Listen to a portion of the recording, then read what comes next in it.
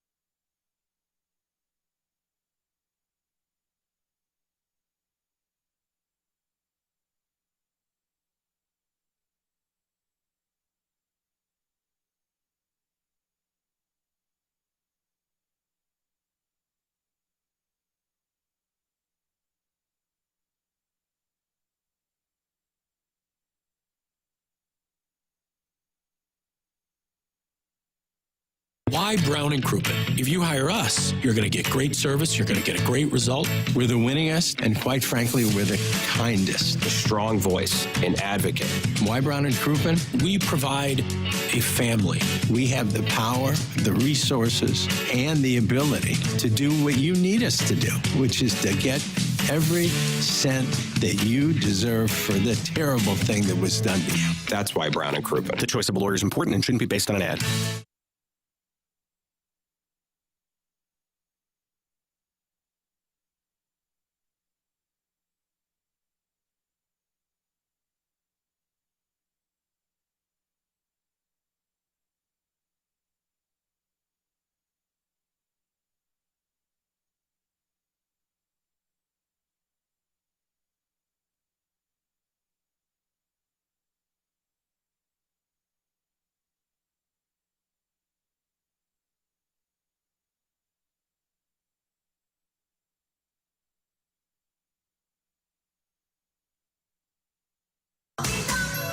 Rise and shine, St. Louis. It's the Brown and Crouppen Morning After with Tim McKernan, Doug Vaughn, Martin Kilcoyne, and Jackson Burkett on 101 ESPN. 7 o'clock in St. Louis, and you are listening to the Morning After on 101 ESPN. Tim McKernan, Doug Vaughn, Martin Kilcoyne, little Jackie Papers vacationing at his place in the Hamptons.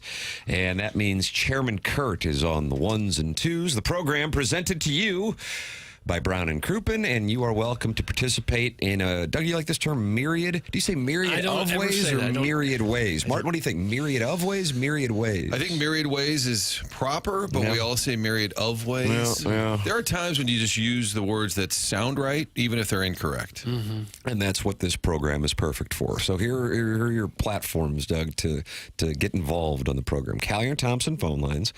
314-974-0101. You have the Air Comfort Service text inbox, 314-399-9646. You have the Michelob Ultra YouTube chat. That's youtube.com/TMASTL, where friends gather to talk it over throughout the course of the broadcast. And that's brought to you by Michelob Ultra. And then, of course, our design, air, heating, and cooling email today, the morning after at InsideSTL.com. That comes your way at 10:45 on the Stiefel dossier. Joey Vitali will wander along at 8:30 with myriad thoughts. No, I don't care for the word. People were mad last week because he was talking sports. We were breaking down the Stanley Cup final. People were texting in, what's wrong with this guy? And then it got off track. It just quickly got off track. Back to his birds. He just said, "What do you want me to talk about? Marilyn Monroe?" And then he Monroe. And then he just shifted gears, and we lost him. God bless. And it was back. So that's coming your way at 8:30 on the presentation. And Doug, you are probably going to be good to us today because the Cardinals swept the Chicago White Sox. How do you do? Well, I'm fine, and I'll try to be good to you today. I think they just had to do that. They had to go in there and get 3 wins from a horrible team to linger and stay close. 5.5 back now. For some reason, that seems a whole lot better than the 7 that they were at the start of yesterday. So they did what they absolutely had to do. Won 4 out of 7 on the road trip. So you keep up that pace, you win 4 out of every 7, you're going to probably be in the race. Has McGreevy been shipped out yet? Has he been? Because he pitched pretty well. Can't keep him. I've got a theory. He needs to go in the rotation. He's too reliable. He needs to pitch more than 76 pitches. He goes in the rotation. Palante goes to the bullpen. Palante overall has been pretty good, but I look at him and I say, I need you in the bullpen. I don't have enough arms down there that I believe in. You're going to the bullpen. It's a team game. Ain't got no Devers here. You go to the bullpen. McGreevy's in my rotation. He's proven every time he can get it done. Palante or Liberatore, who was very good in the bullpen last year. One of them. You need a strikeout guy. Either one of them. Yeah. Palante'd be fine. Because I think McGreevy's too good, valuable, reliable, whatever, to just be sitting in Memphis, dorking around, going 7-1 for a AAA team. And I think he can go more than 5 innings. He's got to be wondering what he has to do to stick. His ERA is now at 2.7. 2 points. He gave up 1 run yesterday, struck out 5. What does he have to do? I just think we need a little more in that pen. They love to go to that pen as early as they can, so put Palante down there. It's no offense to Andre, who's been decent. They're not happy already. Good. They're not happy with my camera, Chairman Kurt. Oh, no. That is kind of like the most important thing. If we do nothing else, it should be your face. I kind of agree with that. Yeah. Do my face. Let's see if we can get it remedied. Chairman Kurt, how do you remedy the camera? I'm going to be honest. That has never... Oh, Doug. That's not in my tutelage. How about we take the camera and just physically I actually think tilt that's it down? a bad idea. Why? I'm a big opponent of manually touching the cameras. Well, in this case, it needs to be done. I mean, if you want to put your name on it and go a-grabbing, then... Doug, do you want to go a-grabbing? I think he does. That's in the. Is that in 9-1 or 9-2, Tim? That will go a-grabbing. 9-2 go a-grabbing. But it'll probably happen in the 10 o'clock hour based on Joey Vitali talking about his birds. Going grabbing's kind of fluid. You can kind of grab really at any time. Oh, what if we just were to raise Tim's chair? I'm sitting the exact same way that I always have. I don't know what's going on. Martin's looks a little off, too. Oh, yeah. Martin, yours is off, too. I got a scalp shot. And my shot's wider. Boy, Jackson leaves for one day and we can't get these cameras. Oh, no. Wow. And he is our cinephile, so it makes sense that the shots are not aligned. Where do you find these effing producers? That's from Mudjack Mike, and here we go. Oh, he didn't do the job. It wasn't anything I did wrong. He didn't do the job. Yeah. He didn't do the job. It wasn't anything. No, I like that. It was a loop. That's one of the worst sound bites I've ever heard from a manager. I respect it. Fix the cameras, KG! That's from the Pensacola Porpoise, and now he's not happy. Well, I may go a-grabbing. Because you want to manually change the... So what harm's that going to do? I've seen these cameras, and Jackson, if I'm not mistaken, says they automatically shift to the person being center of the the camera. That's because correct. I've seen him moving, so I wonder what's going on. Yeah, and it's all done on this screen to my left here, Doug. Yeah, sure it is. But I'll work on it. That's my first goal of the day, because we got to see Tim correctly, really. I agree with that. gosh. I agree with that. Can you imagine? Like all of the ladies in Clayton, Ladue, and Huntley today, like, what are they going to do with their mornings? I don't have the answer. I want to apologize. Text in? Yeah, I guess they can. Yeah, self-made stay-at-home Ladue mom, Sharon and Clayton. You can text into the program, 314-399-9646. This is why Jackson should not be permitted to leave. I hope Kai is happy. That's from Shooter McGavin. Of course, Jackson is in Cape Cod for sweet, sweet Kai's wedding, which is tomorrow. Doug and I will be at the Plowhawks wedding. That is tomorrow. Jackson has chosen sweet, sweet Kai over the Plowhawk, and the TMA family tree will never be the same. I wouldn't think because of June 21st, 2025. Mark that on the timeline, Doug. I believe it was addressed during a surprise guest by a dual appearance. We had Kai and Plowhawk back to back. Doug, some weeks you get John Hamm, Kevin Harlan. Some weeks you get the Plowhawk. And I think the approval rating might have been the same. Probably is. Well, that's a bummer. No, we're not. We're on a loop. What do you got, Kurt? I don't know. It's all right. Don't worry about it. It's fine. I bet my 9-year-old can figure out how to adjust these cameras within 5 minutes. That's from the Hunchback of Vaughn Castle. And Chairman Kurt, I told you about, I don't know when it was, 1.5 years, 2 years ago when you started appearing on the program, that you'll know you've made it when you're in the crosshairs. Doug, that's the way that it works. It's kind of like the new girlfriend when you're fresh off that first divorce. Man, everything's wonderful. You're enjoying coitus multiple times a week, and you're like, this must be right.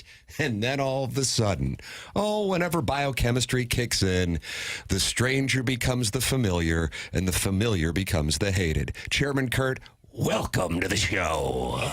Yeah, I was a naughty little girl. I was. So Kurt is a new girlfriend? Yes. Okay. Nope. With the cameras, there must just be one autofocus button or something that has to be hit to zoom in on people.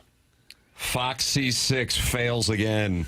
That's from Joan Jett's Groping Hand. Gosh. You remember Joan Jett, Martin? I Love Rock and Roll. Yes. About 1982 was that? Is that 82, Doug? 82, I don't know the years, Cardinals Tim. theme song. Mike Ramsey loved that song. Looking up. I just don't know the years. I wish I did, but I don't. Can you guess somewhat, Doug? No. Okay. I would. 1981. 1981. Okay. Is that 9-year-old coming in to fix the cameras? Did we just... Hey, Mike, nice if how's they about I would. come down there and fix the cameras for you? Sure. Stop by. Cardinals had to come back in Game 1 and had to hold on in Game 2, so those were not layups yesterday. Big news, the Tam Avenue Capital Partners, Martin, allocated the bankroll, which isn't necessarily substantial because of the cash calls and the points we're paying. But we snuck in on the under on Game 1. Doug, that was 9.5, but unfortunately we couldn't go 2 for 2.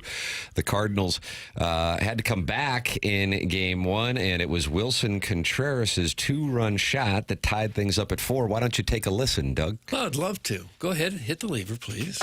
Swing, high fly ball, belted deep left. The Cardinals have tied it. Don't you love it when they follow the script? The Cardinals have picked themselves up with a 2-run homer. It's a 4-4 game. There's a base hit. Yeah, a little knock right there at the end, too. And then Pozo comes on as a pinch hitter and gets a hit. Hit for Youngry, and you're thinking, boy, our bench is a little lean these days. And then Pozo delivers. He looks like a hitter. When he's up there swinging the bat, he takes a healthy cut. He looks like a hitter. And he has been a hitter. He's done well. I guess that's the pinch hitter that we thought Lucan Baker might be. He was a delightful gentleman. He was delightful. So the former catcher Contreras comes through, and then the sort of catcher Pozo comes through. All comes down to our catchers. I was kind of impressed with the crowd at that first game. They had a bigger crowd than the Cardinals have been having most of the year. There's a team 24 and a half games out of first place, going nowhere. Afternoon game, they had a decent crowd there. Fair amount of Cardinal fans. That's it indeed. appeared. Yeah, a lot of Cardinal fans. Probably those who'd been itching for a trip to Wrigley. I know that's still coming up soon, but if you want to go to Chicago in the summer, you're probably looking at that series and saying, yeah, it wouldn't be a bad idea. Tickets probably available. Get on up there. We need to find out if our 309 listener gave the hot dog to Stephen Matz. That's right. I believe that was offered when Matz was on the show the other day. When he gave up the dinger, I said, oh, no. Yeah. Hope it's But he got 4 strikeouts in the appearance, He did have 4, which is hard to do in an inning, Doug. It's only happened twice in Cardinal history. He and Bob Gibson, the only Cardinal pitchers to strike out no one tell. 4 people in 1 inning. Yeah, that's not easy to do. I like this Granillo, and I did hear a clip of him talking to the cat, and they were noting that he pitched in both games, Doug. Mm-hmm. And he said, yeah, I went to Ollie. What am I going to say? I'm not available after 4 pitches? That's what we're looking to hear from these guys. Yeah. Well, I pitched in the first game, shut her down. He threw 4 pitches. He's like, I'm good to go. Got the win, got the save. How about that? And he's one of only a handful of pitchers in Major League history to get a save and a win on the same day. Probably the first rookie to ever do that. Martin, Doug was trying to get you into the Air Comfort Service text inbox before the program. Were you able to do so? I am not in the inbox. Oh, no. So you don't see this text. Maybe it's because you can't view a woman sexually if you see them as an actual person. Doug, that comes from Piglet. Was that about the pinch hit or about the bullpen? Okay, interesting. I'm going to have a lot of auditing. I'm tempted. Can I text Jackie? He's on vacation, but he could probably tell me how to get into this inbox. Or should I just have a cleanse on this Friday and let you boys monitor all the chatter? I mean, when you're getting texts like, maybe it's because you can't view a woman sexually if you see them as an actual person, I don't know how you want to miss that for the next few hours. Yeah. You could probably just do without it. Might do you some good. Do you think Papers? I don't think Papers would be up. I think Papers is sleeping in. Across the board on this presentation, I think even the audience members who give him crap, we all love the guy. If there's one thing that I think he would acknowledge might be a weakness, he doesn't have a high tolerance with booze. He gets lit pretty easily. Oh, does he really? Oh, God, the boat, like he had one boat drink down in Jamaica. And the next thing you know, he's out there, in a diaper. Oh. Yeah, but I think the Tigers beat the Cyclones that day. They did, but he was on, I think it was on like Lisa Ann's Instagram Live or something. From like a roadside bar. I remember that video. Yes. It's not the size of the dog in the fight. It's the size of the dog in the fight. See? Yep. Well, I had a little window into this when we were in Florida. The 3 of us had the house in Jupiter. And he gets a 6-pack of Corona. Yeah. And I said, what's it? He said, no, he said, that's for the week. And I said, I was thinking that'd be for lunch. I was like, so he definitely doesn't normally, I guess, take too many in at once. It hits him a little harder than the average 27-year-old. And so, therefore, I could see him sleeping one off this morning. And so he wouldn't be ignoring you so much as even though it's 8:14 where he is, I'm not sure you'd get a quick response, so you wouldn't be able to see the Air Comfort Service text inbox. And when you drink like that and then go home and put your face first into the pillow, there's some oxygen deprivation. I believe that's how Zeppelin lost a drummer. Yes, I think. Because I was so amped on chugging with my boys.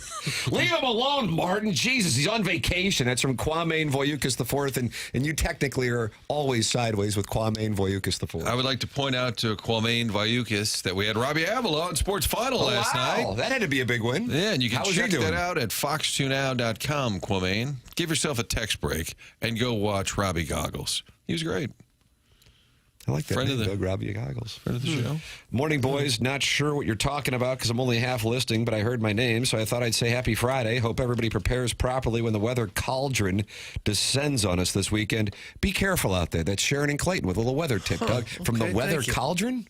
You like that weather cauldron? No, I don't care for that. Kind of liked it. Weather cauldron. Is that what's descending on us? I don't know. Yet Tim's wearing a top. KG's wearing a top. I'm wearing a top because I dress for the studio. That's the thing. You have to dress for the studio. I showed up yesterday. I was enjoying, of course, because I am one of society's elite, a round of golf yesterday afternoon with some TMA listeners, by the way. And I was wearing one of these TMA hoodies, and the first thing I said, "Oh, you cold out here today?" And I go, "Oh, fair observation, considering it was in the mid to high 80s." And I said, "But I dress for the studio, and the studio is about, I don't know, it's when we get in here, it's in the 50s, and by the end of the program, we usually get it up to about 64. When I first got in here, they were just removing the slabs of meat they hang in here overnight. And Frankie Carbone. Mm-hmm. But we weather on, Doug. Weather the storm. Yeah, with hot takes. You can warm things up with some hot takes. We may not be the greatest generation, but we get through it. We're tough it out. Hey, Tim, I got in the car yesterday around 3, and Jamie Rivers, was lighting Pale up on his basketball takes. Oh, I need that audio. Jamie Rivers was going after Piddles for his basketball takes. What a basketball take that Piddles gave that was wrong. I just don't know. I got to tell you, I feel like I left one out there. That struck me as kind of obvious last night that the Pacers would ship the Thunder, and in shipping it was. It got to 30 points at one point. And Doug, for the first time since, anybody? Nurse? No, I don't know. What, last game 7 Yes. in the NBA Finals? Do you know it from memory? If you know it from knowledge, I don't want it. I guess no. I don't. No. LeBron James block in Golden State, 2016. Almost a decade ago since there's been a Game 7 in the NBA Finals. And the NBA is accused of being scripted at times. That surprises me. No. Only the 5th in the last 30 years. And that game will Is that right? Mm-hmm. Wow. Let's see. They played on a Thursday, so Game 7 will be next Tuesday. That's typically how they do it. They've announced it yet. No, You suppose suggesting it'll be Sunday, I believe. completely on the level with the officials? Because think how many millions of dollars are at stake for one more game. If it's a close call, do you think there's any talk at all among the officials that it wouldn't be the worst thing in the world to have a Game 7? Or am I just being too... Serious allegations coming from Doug Vaughn. If You're not accusing anyone. You're just throwing out as a... Well, because a few years ago, that NBA official said there was definitely stuff like that. Is Tim Donaghy, was that his name? Yeah, something like that. Made the Tim rounds. Donaghy. Yeah. Yeah, so it's not completely out of left field because we know from this one ref that they were doing things. Jamie Rivers, according to Jackson's boy body, texting in, says he said all of Piddle's NBA takes are AI generated.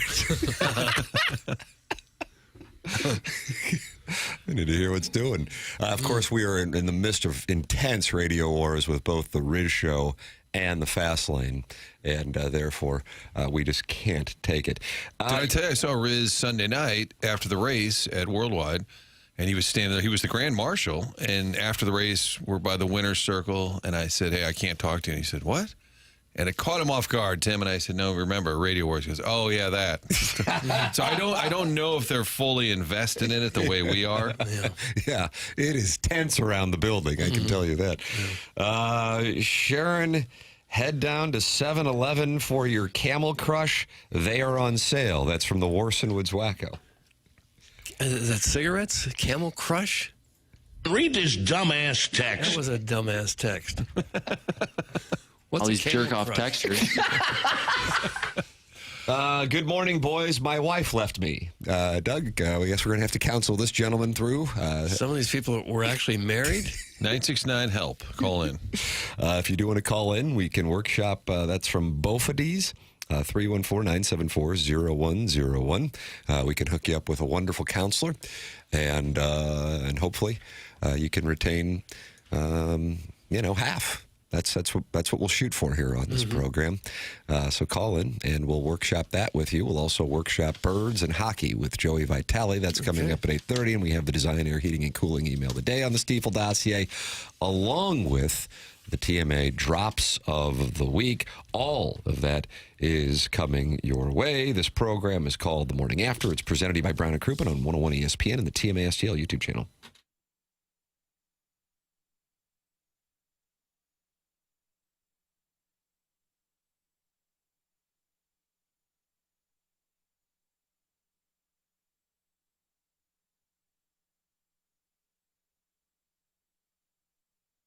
Start your painting project and save big on everything when you shop at Menards. Pittsburgh's premier interior paint is a paint and primer in one that provides excellent all-around performance and with a durable finish that's easy to clean. Visit us in store or on menards.com to save big on all Pittsburgh paints and get your project started today.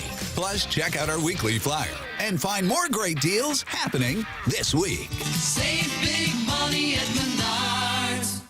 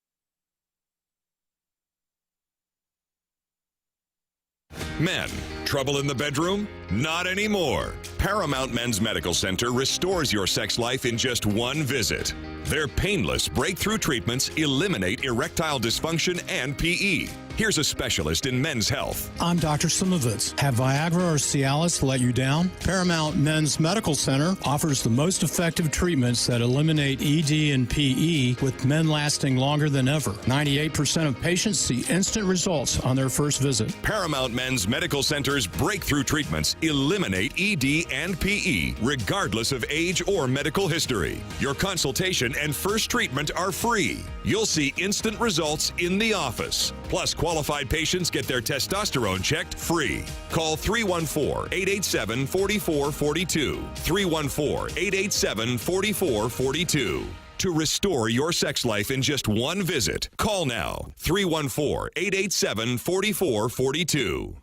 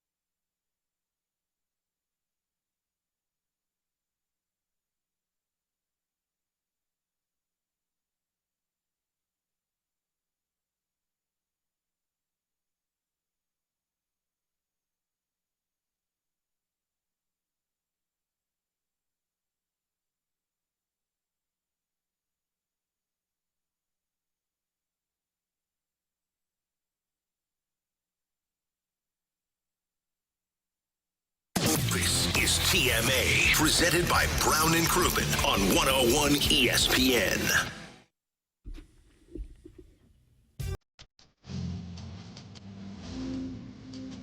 Doug, is this Tevin Campbell? I can't hear Tim. I have a headphone issue. Well, good news is, Tim, while that's happening to Doug, I'm back in the text inbox. I'm going to be a little behind. Yeah. So when I react to things, it's actually from 20 minutes ago. Can you tell if it's Tevin Campbell now? I can't tell. Did I ready? Not Tevin Campbell.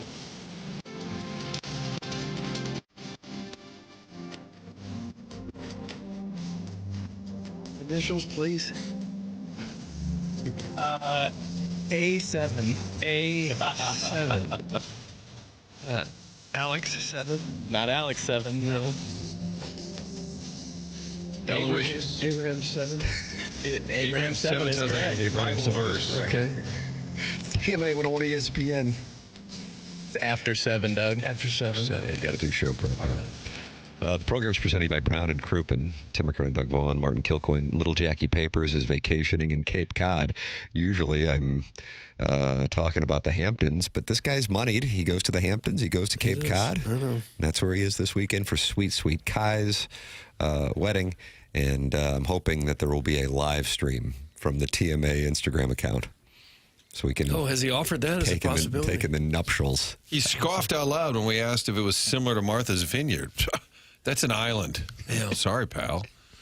I've requested, I think it was off air, I've requested audio of the Plowhawk wedding. Just any audio, please. Whether he gives a speech. Doug is performing the nuptials. Okay, let's start with that. Is there a live stream of that? Doug, are you going to live stream while you... No, I don't think so. They're asking people to put the cell phones away. Is this Augusta National? Is that really? Was that really in the... Yeah. I don't know. Wow. Yeah, I don't think anyone wants mockery to be made of their wedding. Yeah, that's fair. Till after the fact. Yeah.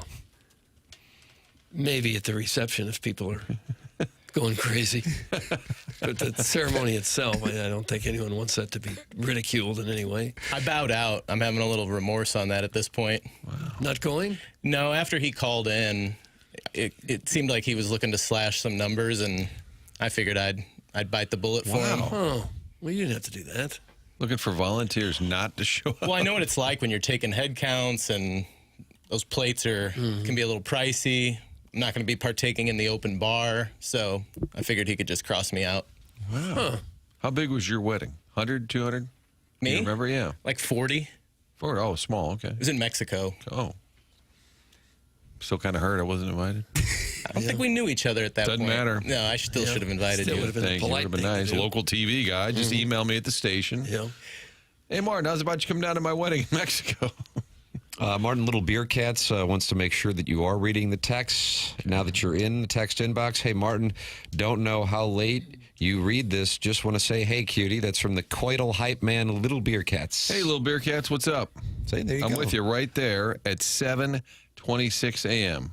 All right, you're caught up now on the Air Comfort Service. A minute or text two inbox. behind. He bills himself as the Coital Hype Man. That's correct. He was accused of being that for his dad. Oh, that's right. I believe it was a hot wife discussion, I think. Come on already. This is nonsense. Yeah, Come on. I like the loop. I like it. It reinforces the drop. Rusty Pecker said, KG is married? Previously, in a past life. Try and stay caught up. You got to be updated on the program. On the roster, Tim in the dossier had said that the White Sox announcer on the Benintendi home run had a mic issue, kind of like a Dotem remote. Let's take a listen. Right, interesting. And I do want to downplay it before I hit play. It's nothing great, but yeah, he did have a little bit of a mic issue in calling that game. Let's see if we would have caught it without knowing it was there. Okay.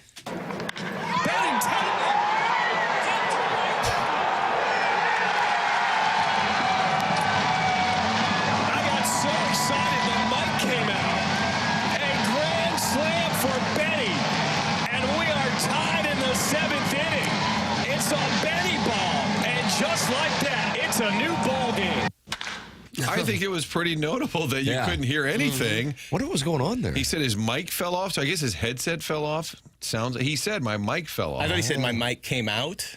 Oh, came out. Well, that's unfortunate. I got so excited the mic came out. Mike came out. Okay. Well, that could mean a number of things. Kind of sucks, though, when you get a moment like Sox are not going to have a lot of real big moments. That was one of them. Grand slam. Didn't capture it. He lives in St. Louis. I'd always heard that. I believe his wife is from St. Louis. They said, if you go to his Wikipedia, it said he was a notable fan of the Blues during the Stanley Cup run. Right? Yeah. How about that? He's a friend of the program, then. Call in, Benintendi. You can call in 314-974-0101, or you can text in 314-399-9646. They are gathered in the Michelob Ultra YouTube chat and talking it over at youtube.com/TMASTL. The recovering alcoholic from Belleville and Webster Groves brought it to Jackson Burkett's attention that Jamie Rivers was attacking him on the fast lane yesterday. And he sent a screenshot of the text exchange, Doug. So this is a primary source. Okay. Just got in the car and Jamie is roasting you. Oh, boy, want me to kill him? And then Jackson responds, I just flipped it on. Just a brutal hit from the pride of Ontario. Spare him. I'll take care of him on Tuesday. Wow. Jackson, I love the poorly educated. Jackson returns home on Tuesday, and it sounds like he's got Jamie Rivers on his dance card, Doug. Okay. I can't get over the I love the poorly educated drop. It's one of the greatest sentences ever. Are people cheering loudly knowing that that's them? Mm-hmm. But now, what was the question? Will Jackson still be alive Tuesday at after 6 he puts o'clock? Jamie Rivers on his dance card? It's time the DFA Gorman getting thrown out at third in a tie game with one out was unacceptable. That's from the Pink Pony Doug. As I watch the White Sox, when you see Luis Robert, it seems like he's a really close comparison to Gorman, where both came up with very high hopes. Both teams thought they really had something, their next big hitter here, home run hitter, and they've both underperformed for quite some time. I wonder if, would you trade those two for each other? Fresh start? Thinking maybe both of them with a different hitting coach, a different team, a fresh start, might turn both of them around. Cardinals took a run at Robert. Remember that? And people were pissed at the time because the Sox gave him $26 million. I think the Cards were a few million short. Mm-hmm. It seems like it should be Robert, but it's Robert, right? It's Luis Robert. Doug, I like to honor the home country and speak it their language. Yeah, I think I was pronouncing it Robert, and now I hear it is Robert Jr. Robert would be French. He's clearly not French. Parlez-vous français? Think about that. How do you know? Give Ribs a break. Hockey's so over, he doesn't know what to do. That's from John Scores in the Michelob Ultra YouTube chat. And John Cusick says the wedding industry is a scam. Use that money for something productive or truly memorable. John Cusick, not a fan of the wedding industry and calling it a scam. Scams and flams, scams and flams. Frank has said that when he's not talking about Lexington Steele or his Doug is, what is he, your work husband? Hey, he's not, no. He has said that, looking back, he said when Monique and I got married, spent all this money at this huge wedding, he said would have been better off getting some money to buy a house. Yeah, you could for what a wedding costs now. The big one anyway. Start your kids out with a house. Some of the costs of it are just absurd. Like the cost of flowers and table arrangements, things you don't really need. Greg Vaughn, your son, is getting married here soon, right? In November, yeah. Oh, it's maybe it's do it on a absurdly Tuesday, Doug. expensive. Save a few bucks. Yeah, what about that? I don't think people want to do that. Yeah. You can't party till all hours of the night on a school night. Sharon and Clayton is in support of John Cusick. There is a new alliance forming. Bingo, Cusick. Weddings are a total waste of money. That's from Sharon and Clayton. Well, there ought to be a way to do it and not have to spend $50,000, $60,000, $70,000. There ought to be a way to do it. Pop the champagne and make love all night. Well, maybe that would be it. What's the context, Frank? I really need. I think I read that more than 50% of weddings now are done outside of a church. Is that right? Really? Yeah. I think they're at Zaxby's. Ooh. I don't think Zaxby's. That way you get 15 to 20 locations. Yeah. And then you got the menu right there. Boy, I like that idea. Yeah, there's more and more people doing it in smaller ceremonies that don't involve a church and the expenses that go with that. I guess. Shut up, Sharon. That's from the Big Show, and he's getting frustrated. But Sharon is back, especially when you consider how many marriages fail. Hub's cousins' parents blew most of their inheritance on their daughter's wedding, and then she got divorced. That's Sharon in Clayton. That's a big hit. I saw my mother-in-law without any clothes on this weekend. That's a wedding gone bad. Context. Poor Frank, if he's listening, and I know he does at times. He probably just Redunculous. Weddings are only a waste, Sharon, because nobody ever asked you. That's from the Warson Woods wacko, and now he is coming after Sharon. And this thing is unfortunate, Doug, especially on the heels of a Cardinals sweep of a series from the South Side. Well, I don't know how it'll ever change in a big way. Maybe it will, where people will just stop spending that kind of cash. But for a girl especially, it seems to be like perhaps the biggest moment of their life. What about like 100 likes on Instagram? Well, that would be bigger. So, okay, we'll put wedding at 1A. See. Aside from the day I first had sex, yesterday was the best day of my life. That's from Chairman Steve in Wildwood. Doug, he was one of the people I had the opportunity to shave strokes with yesterday. Oh, you played with, did he bring the megaphone? He did not. We discussed the megaphone. It was a delight. We were paired up in our little game of wagering, and Chairman Steve and I were profitable. And for that, I am grateful for the chairman's services. Not only was he the listener of the year in 2023, but man, is he a ball striker, Doug. This guy really compresses it. The shaft Does lean. He really? The shaft lean is something else. Because he was. I might throw my wife a couple bangs, you know. No, he was telling us how far he's hitting the ball. Was he really hitting it that far? Oh, that's right. What was there some story of a 290-yard drive? Didn't he at call St. in Louis and say, Country Club? he's hitting him 290 or something? I don't know. All I know is when he had pops, he came through for the pairing, and it was profitable. That's all I know. Okay. That's the only number I care about. Is my Venmo receiving or is my Venmo giving? That's all I care about. And the chairman, he led us to glory. That's what I know about. Bigger waste of money. wedding or journalism degree? Thanks. That's from the birthday hawk. Wow, you just put us to the test with that one. Yeah. Well, not necessarily, because I don't have one. But, boy, that'll put the man to the test right there. Wow. So that's Tim a nice question, but birthday Tim, hawk. you get to dunk on us because you didn't graduate. That's exactly right. See, this is a win. It would be journalism degree because there is value in weddings. Clip that up for all the kids out there. I mean, you could get a job in journalism without having a journalism degree. Oh! But a wedding gives people a memory for lifetime. The family comes together. It's a fabulous party. It's a great time. It's just the expense that's gotten ridiculous. The wedding itself is a wonderful moment. It's simply the expense that makes it ridiculous. So you're not married to lady journalism?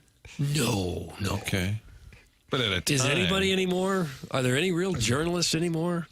There are activists. Okay. There are PR workers. I really don't know where you'd go for... About to get a Doug Unplugged. Down the middle journalism. Really, where would you go now to get down the middle journalism? Where would you go? Go ahead. I honestly don't know where you would go. Because everything you click on online, you know their vantage point. Yeah, it's opinion stuff now. Don't you think working for the Two Fox is more prestigious than getting a PhD? Thank you, Chuck. Gosh. Thank you, Chuck. Chuck is a drop fest. Are there at some point, not today, KG, you get your hands full. I'd like to know how many drops we have of Charlie, how many of Frank, of Jay Jr. I'd like kind of an audit. I'm just curious. Who do we have the most drops I feel of? like Charlie's pretty prominent on this show. Frank's right up there. I would have to think you'd have more Charlie and Jay because they would co-host the show. Francesca's a nice play. I'm surprised how many Frank drops we have, actually, all things considered. Sharon and Clayton, sorry, wacko, but I am married, as Doug can confirm, and I pray each year I get no invites in my mailbox, although there is one unopened on the kitchen island as I text right now. Not all dreams come true. Like mine, that you'll take a header off the Tam Avenue overpass at about 5:35 p.m. Sweet mother of mercy. What did that mean? Sharon and Clayton. Wow. Are you getting turned on by this? Wow. Bofides, who texted in earlier that his wife left him last evening, is really going through it right now in the text inbox. Doug, we're going to have to help this gentleman out. I just miss her so much. I will sit in the cuck chair in the corner while she enjoys Lexington, if that's what it takes to get her back. That's from Bofides. So he is going through it this morning, even though the Cardinals had a great afternoon in Chicago. All right, can I get a picture from you? Now, this is feeling a bit like a soccer injury, because I'm not sure how to read this. If he's serious, then I feel terrible, and we're here to help. But if he's going to bounce right up, 10 seconds later, I'm going to boo your ass. So I hate to say it, but I need a little clarification. If he's serious that he just got divorced yesterday, Doug, and he needs some counsel, call in. We'll workshop it. Absolutely. We'll get him through it. Maybe we'll find like a koozie or something to give you. Yeah, I'm sure there are a number of family lawyers out there. We'll get him the absolute best. He'll be able to still see his children. He'll be able to maintain his assets. That'd be good. I assume a prenup was in there. And we're going to get this thing taken care of right here. And then maybe Joey Vitali can provide some counsel as well. He's on the Stiefel dossier at 8:30. You can email in for the Design, Air, Heating, and Cooling email today, the morning after at InsideSTL.com. That comes your way at approximately 10:45. Design Air, because Sharon says we've got a heat cauldron dropping down on us. If you run into air conditioning issues this weekend, don't panic. Here's what you do. DesignAirService.com. And what Seth Goldcamp and his team pride themselves on is coming to your home as quickly as possible, fixing the issue, and then just kind of saying, all right, this is what it costs. Thank you. There's no, hey, while I'm here, we've got a plan that you can sign up for. What's that? And, you got to commit to 3 years, but we'll just come by and check on things every once in a while. Doug, that's the upsell. I like it. No. I don't like it. It's not Design, Air, Heating, and Cooling. That's not what they do. They take care of it. They move on. They earn your business through the trust that they're going to take care of things, and you don't have to get upsold. That's what they do at Design, Air, Heating, and Cooling. Online at DesignAirService.com. Martin's a client. Doug's a client. I'm a client. They're the longest-running award-winning TMA sponsor going back a decade. Design Air Heating and Cooling online at designairservice.com. 742 in St. Louis. The program presented to you by Brown and Crouppen. This is TMA on 101 ESPN and the TMA STL YouTube channel.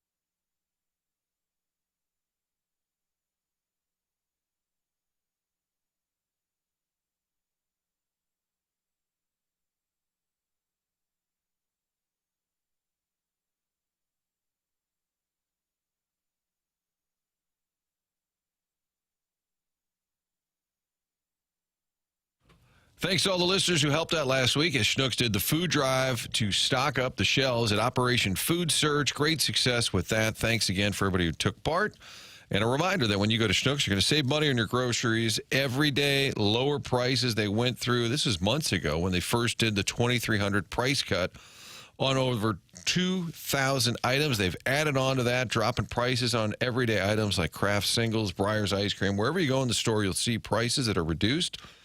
That's not a special. Those prices are now fixed. Those are lower prices. You can also look for digital shelf tags telling you about other discounted prices in the store, trying to save you money as best they can at your neighborhood Schnucks. Make sure you get the Rewards app. Every time you check out, you'll check your balance as well. You're saving money. Stock that up. It's kind of like a coupon. One day they'll say you got $20. You want to use it? You got 30. You want to use it? All part of having the Rewards app. You can use that to get delivered groceries. Pick them up curbside. It's all right there on the app. Make sure you download the Rewards app. Stop by your neighborhood Schnucks the next time you're ready to stock up on groceries. It's motorcycle season in St. Louis. Time to ride. When the road gets rough and you're injured in an accident, you need someone who's got your back. You need Kaufman Townsley. We're local, we know St. Louis, and we don't settle unless it's what's best for you. When it's not, we go to trial, and we bring decades of experience with us. Kaufman Townsley.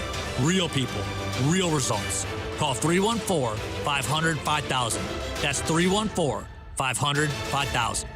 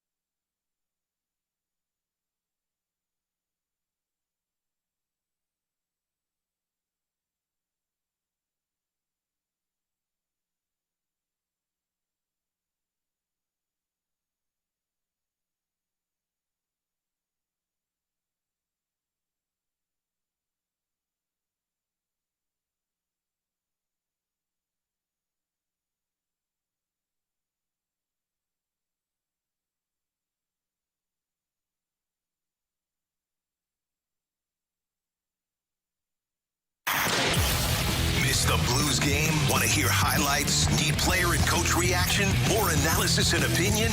It's all here on Curbside, your next day post-game podcast with the voice of the St. Louis Blues, Chris Kerber. Catch new episodes of the Curbside podcast after every Blues game on your 101 mobile app or at 101ESPN.com. Curbside is brought to you by Blue Note Roofing. Bring out the Zamboni!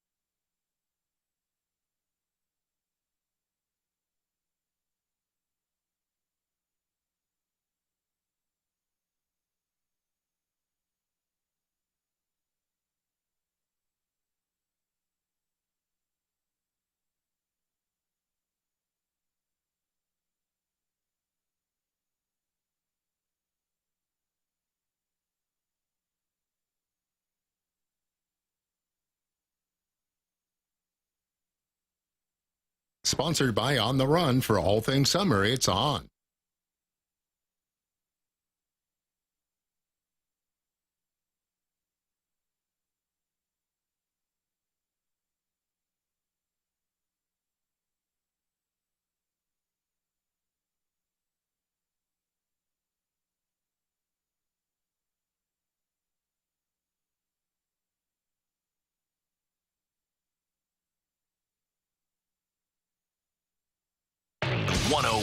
ESPN Sports Center. This is Chairman Kurt with a Sports Center update driven by Johnny Londoff Chevrolet and Johnny Londoff Autoplex. Last night in Game 6, the Pacers force a Game 7 as they beat the Thunder 108-91. Tyrese Halliburton had 14. Game 7 will be Sunday night at 7 p.m. That was another Sports Center update driven by Johnny Londoff Chevrolet and Johnny Londoff Autoplex. See them at londoff.com. Chevy, together we drive. Are you kidding me?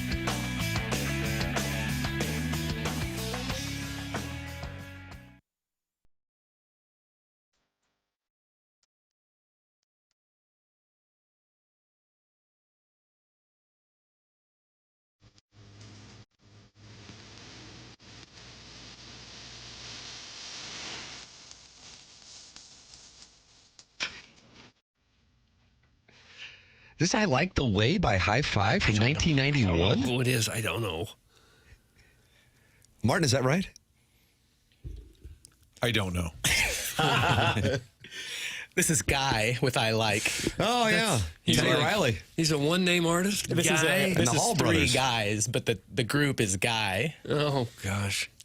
Fun fact, Tim. Let's chill is the jam. Rob Dezier's name is Guy. Guy Desir. It was a tribute to Rob Desir. Really? Find out more coming up in the 8 o'clock hour. Guy. Great job on the update, Chairman. That's from Rusty Pecker. Oh, thank you, Pecker. Doug, we're in celebration mode on this program because the Cardinals swept the White Sox, and now a big homestand gets underway with a little momentum, and that's all we could ask for. I said, let's win 4 or 5 going into the Cubs series, and Busch Stadium's going to be packed next week. Oh, well, I would think it would be. So the Cardinals get their win, but last night, late night, the Dodgers and Padres completed their 4-game rivalry series, and they had 8 hit by pitches in the series, and former Cardinal manager Mike Shildt charged at Dodgers manager Dave Roberts after yet another HBP. Fernando Tatis Jr. was hit, and all hell broke loose. Take a listen, if you would. Oh, I'd like to. All right. All right, guys. At this point, everybody's kind of standing around looking at each other. Yeah, but when you're down there, it's not over and things are boiling. And this isn't one of those, hey, just get out there and hug one another. There's some real bad blood out there. There is. I mean, you can sugarcoat it all you want, but well, we've talked about it throughout this series. Talked about it going into it last week. You already don't like each other. You're going to see each other a bunch. The standings tight coming in, and it took all 7 games to get here. But this is not something that would have been hard to envision coming up. Base knock. So I guess that was the audio of the brawl that was starting to settle down. Yeah, that was near the end of it. Got it. Dodgers broadcast. Yes. So Tatis had been hit with a 93-mile-an-hour fastball in his right hand. That was in the 9th inning. It was either 5-zip or 6-zip, whatever. Yeah. It was clear at that point. 5-0. That they're just drilling him. Based on the pitcher's body language, it didn't look like it was intentional. But he looks like he's real frustrated with himself that he did that. I don't know. In a series where they've been drilling guys left and right. This is what Shildt had to say. Whether or not he was thinking there was intent, I'd like to think not, but I can't say.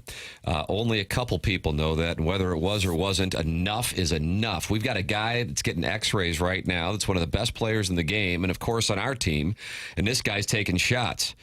And before this series, I can back this up with complete evidence because track records speak for themselves. Teams I manage do not get into altercations like this because teams I manage don't throw at people. But also teams I manage don't take anything. And after a while, I'm not going to take it. I'm not going to take it on behalf of Tatis, and I'm not going to take it on behalf of our team, intentional or unintentional. It's really that simple. That's how this game is played. If you want to call that old school, we'll play old school baseball. That's Mike Schilt. Who can get banty. Absolutely. After We've he seen it. charged and had to at Dave Roberts and had to be separated from Dave Roberts. I think I may have that for you here. So what do we have now? No. Doug, what do we have? We have something new. Developing news this morning on TMA 101 ESPN. Roberts coming out as Schilt was yelling in his direction. And now a little shove from Roberts of Schilt. And now everybody unloading onto the field. The managers started, and now the players are involved too. It was only a matter of time. Toddy's been hit twice and has each time handled it like a pro. Roberts actually shoved Mike Schilt. I didn't pick up on that at the beginning. I was reading that he was shoved. If you see the video, Roberts sort of charges at Schilt, does shove him. And once you do that, Doug, get your hands off, right? Once that happens, it escalates. And after the game, they said they better pray Tatis is okay, that he was getting x-rays. Manny Machado said the Dodgers need to pray that Tatis is not seriously injured. Or he said they better set up a little candle for Toddy tomorrow, said Machado. Oh, gosh. Tatis, wearing a bandage on his right hand after the game, sounded dejected when asked how he was feeling. Not good, he said. Initial x-rays were inconclusive. Oh, yeah. But then in the bottom of the ninth, they drilled Ohtani. Yeah, they hit Ohtani. With a 100-mile-an-hour fastball on his right shoulder. But they said before the benches cleared, I didn't see this, Ohtani held up his left hand. To tell the Dodgers not to come out of the dugout. Basically said, we're not charging the field good for again. him. He went up and shook Luis Arraez's hand at first base, went over to talk to the Padres dugout during a pitching change following getting hit in the shoulder. So he was playing the role of pacifist as the best player in the game and was able to keep things from getting even uglier. Dave Roberts said about Mike Schilt, and so he comes out and he's yelling at me and staring me down. That bothers me because, to be quite frank, that's the last thing I want. I'm taking starters out of the game, trying to get this game over and get this kid a couple innings. So that's why I took that personal, because I understand the game. I understand it doesn't feel good to get hit, but again, intent versus clearly no intent. That's Dave Roberts saying that Tatis was not hit with intent. 8 hit by pitches in that 4-game series between the Dodgers and Padres. Yeah. And it is a body of work. Tatis has been hit by the Dodgers 6 times. This season. The other 28 teams have hit him 4 times. Have you noticed Schilt managing with a little bit more of an edge ever since Jackson put him on the hot seat? On the hot seat. Yeah, you do have to wonder if he heard about that. Word traveled to Schilty that Jackie's got him on the hot seat. They don't play again until August, but man, that was already a good rivalry. That's next level now, Doug. Yeah, it is a great rivalry. Wow. That's got Cardinals Cubs 2003, La Russa, Dusty Baker, which we talked with Tony about when he was on with us earlier this week. I love that crap. And now they don't play each other nearly as much, but they did have that postseason series recently, and very good chance that they will see each other again in the postseason this year. Padres are 40-34, 5 games back of the Dodgers, who are 46-30. And Doug, they don't like each other none much. No, they don't. I wonder what would happen if they just let the managers go at it, like a hockey fight. Let them go. And get out of the way, clear out. That would be ugly. But as I watched Tatis get hit, really looking at the Dodger pitcher, it looks like he's very upset with himself that he hit him. I wonder if it was one of those things where he's thinking, don't hit Tatis, and then he hits Tatis. This dude right here, he handling that thoroughly. You feel me? Because it sure looks like, just based on his body language, he did not mean to do that. But then, if you're the Padres, what are you supposed to do? Just keep taking it? So you can understand. That's what Schilt said. Yeah, you can understand him coming out and getting mad about it. Thankfully, Ohtani seemed to be the adult in the whole room to get things calmed down just a little bit. And it just so happens they've met in the postseason 3 of the last 5 years. Yeah.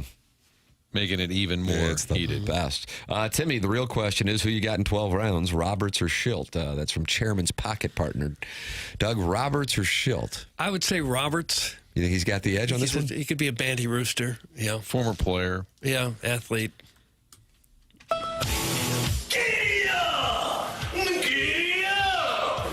I think Bruce Bochy would be a snootful, even though he's up there in age. Schiltz 56, Roberts is 53. Well, they were ready to go last night. We're doing a tail of the tape. I'm doing a tail of the tape. I don't have a reach yet. What's their reach? I don't have a reach yet. But Schilt can get feisty. Oh, I love that. I love that. Dave Roberts should ask the Dodgers to buy him some more pitchers. That's from Jobu's jockstrap.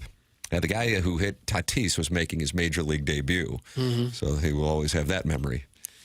Yeah, I don't think you make your major league debut and come in and hit somebody and try to get a fight going. I think he just made a really bad you could pitch. earn some stripes in your clubhouse, couldn't you? Yeah. Maybe maybe not, where they say, don't do that because we don't want to get hit. Yeah, that's true. Schilt's about as overrated as a manager as there is. Dude wouldn't have made the playoffs with the Cardinals if they didn't go on that run. That's from Roscoe P. Coltrane. Doug, that's in the Michelob Ultra YouTube chat. He was the manager when they went on that run. He's got to get some credit for that, doesn't he? That's pretty rare. He has been, I would say, especially after leaving, not sainthood, but I think his approval rating shot through the roof once he was let go. Isn't that rare? Don't you think most people wax poetically about Schilt? That's rare to see somebody take that stance. I'm surprised. If we were to do a Gallup poll, I would, and just get approval ratings, I would imagine Mike Schilt's approval rating in St. Louis would be around 75%, and I would say John Mozeliak's would be around 25%. Yeah, I think that's about right. Mm-hmm. And Schilt's approval maybe even higher right when he got fired, because there was no reason for fans to dislike him at all, really. I don't think. Now, what was going on behind the scenes, the fans weren't privy to that to know. But just for what you saw on the field and for the results that he got, there's no doubt that his approval rating was very high. I would have whipped his ass. Now, who was that, Chairman? That was Rich in Maryland Heights. Oh, Doug, longtime St. Louis sports radio caller who was threatening to kick people's ass when he would call in with his takes. That's when you know you're passionate about your takes. That's next level. Did anybody ever meet Rich in Maryland Heights? I feel like we did, actually. I think he might have come in, and then he brokered some time to do a weekend show. Did he really? We were over at CBS Sports 920. May it rest in peace. And I think he just brokered 1 hour on a Saturday. That had to be expensive. And he had a tough time filling the hour and kind of decided that was the end of his career. And I believe he began to sell cars in Arizona somewhere. That was the last we heard of him. Chevys. He sold Chevys. Tommy Lasorda is a complete creep. Oh, Buck Swope, can you find me an old show of Rich in Maryland Heights? Get ripped up for the ladies. Oh, we've got a bank full of Rich from Maryland Heights. Sure. This chairman's firing drops to the delight of many in the Air Comfort Service text inbox. Oh, my God. Rich from Maryland Heights. He was so bad. It was so effing great. That's from Rusty Pecker. You don't have the balls to answer whether or not you think Jeff Fisher should come back or not. Who is he addressing with the question? Could have been any of us. The media in this town is soft and a bunch of frauds, as he would remind us. No, if you ask Fisher, do you think you deserve to keep your job? Well, Stan and I have talked, and the 7 wins are something to build on. He would have taken any questions and been just fine with it. Mm-hmm. Every time they'd lose, and I'd call Chuck Marlowe on the road because we had to do these one-on-ones with Coach Fisher. Chuck, how was he? Dude, he's fine. He makes $7 million. He's fine. Every time I would ask Charlie, how'd it go? He's like, dude, he's fine. He makes $7 million. Chuckles. Email in the morning after at InsideSTL.com for our Design, Air, Heating, and Cooling email today. That's coming your way at approximately 10:45. We also have the TMA Drops of the Week coming up here in the Fisher Window and Door Store 8 o'clock hour. And Joey Vitali will be joining us at 8:30 on TMA, joining us on the Callier and Thompson phone lines. The program is presented to you by Brown & Crouppen. Brown & and Crouppen, online at brownandcrouppen.com or by calling 314-222-2222. Support the sponsors. That's the name of the game. Support the sponsors here on 101 ESPN. Tim McKernan, Doug Vaughn, Martin Kilcoyne with you. Chairman Kurt is filling in for the vacationing Jackson Burkett. This is The Morning After on 101 ESPN and the TMASTL YouTube channel.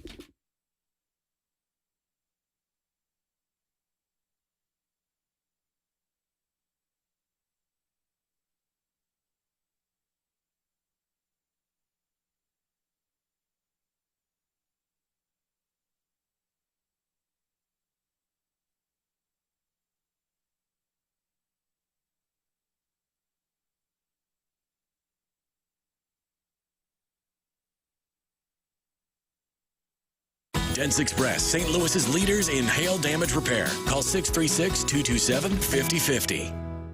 Great destinations at a low price with the convenience of Mid-America's St. Louis Airport. Roll it all together. You're going to have a great trip out of town and a great experience in getting there. Allegiant Airlines offers these low-price flights to destinations like Las Vegas, Hilton Head, Gulf Shores, 7 different Florida spots, Fort Lauderdale, Fort Myers. Book that trip at flymidamerica.com. Parking less than $10 a day. Real convenient. The airport located in Muscuda. Park right on that lot, right in front. There's no shuttle or anything. You can walk right in. From your car to the gate, it's about 15 minutes. You just don't hear that anymore. The convenience of flying, that's an oxymoron. But you get it at Mid-America St. Louis Airport. So whether you want to head to Florida, Vegas, maybe it's a golf trip, take the kids to the beach, Destin, instead of driving 12 hours, hop on a flight that takes about $1.15. Same with Gulf Shores. FlyMidAmerica.com is where you can book that flight. Find out how convenient it is to travel with our friends at Mid-America St. Louis Airport.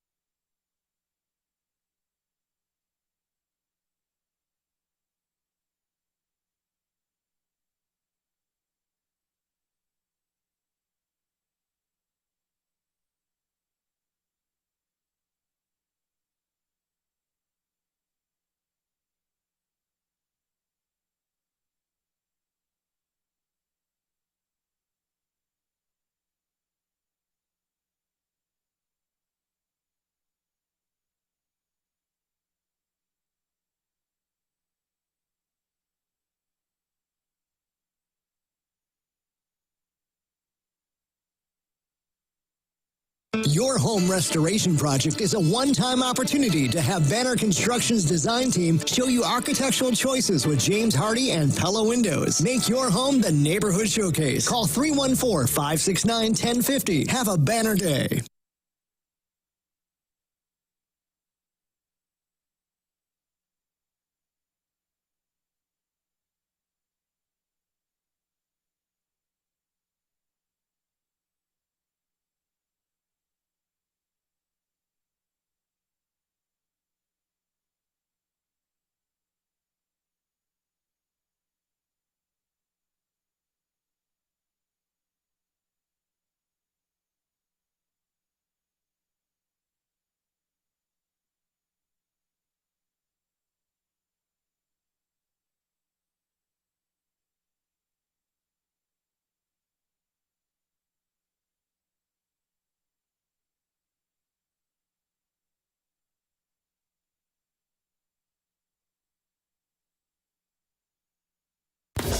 listening to TMA, presented by Brown and Crouppen on 101 ESPN.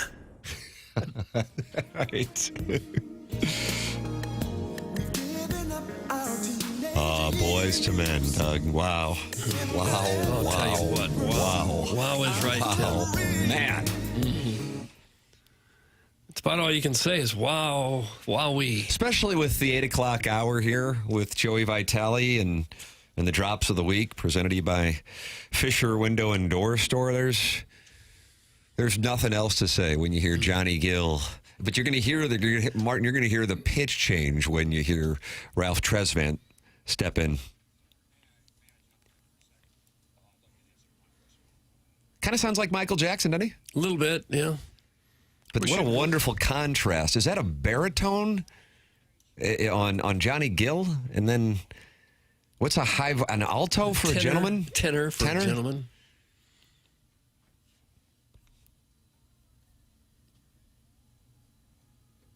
Oh, it's so good. Really? Chairman, I mean, what a day on the board for you. Are you trying to have a Wally Pipp situation here while a gentleman's just trying to enjoy his dateless wedding in Cape Cod? No, I love my little fill-in spots here and there, especially on remote broadcast. Yeah, that's when this show really sings. But I'm perfectly content just over there out of the camera view, just hanging out in the cuck chair, chiming in from time to time. But it's fun to do it every now and then. Okay. And I've been thinking about my music playlist for a couple days now. Have you? Mm-hmm. Okay. Well, Tim is almost completely out of the camera view now on YouTube. We see his hat. Watch this, Doug. Oh, my goodness. We just saw him alter the camera. I saw my camera move. I did that with my left hand, too. Unbelievable when you can do it with your left hand. Wonderful.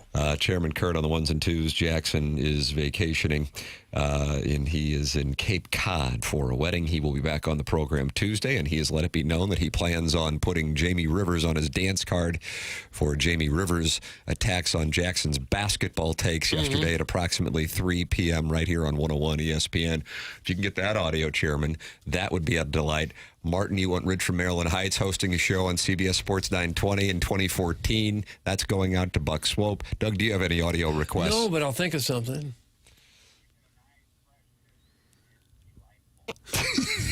And that show did not get picked up for a second appearance. Didn't get syndicated? That's a nice take, though. I like a fresh biscuit. I'm drinking my coffee and listening to Tim's angel-like voice. That's from Jobu's Jockstrap. That's New Edition, not Boys to Men. That's from Smooth. Before you go firing off these dumbass texts, it was the name of the song, not the artist. There you go. Don't sit here and try to talk to me and Tim about late 80s, early 90s R&B. Oh, wow. Gosh. This chairman. I think Jackson maybe just needs to focus on Jamie Rivers at this point. It's a Lou Gehrig, Wally Pipp situation going on right here. I mean, kind of like Schulte. I didn't see it coming. To think that we don't know the difference between Boys to Men and New Edition, do you know who you're talking to? Well, I don't. I don't know the difference.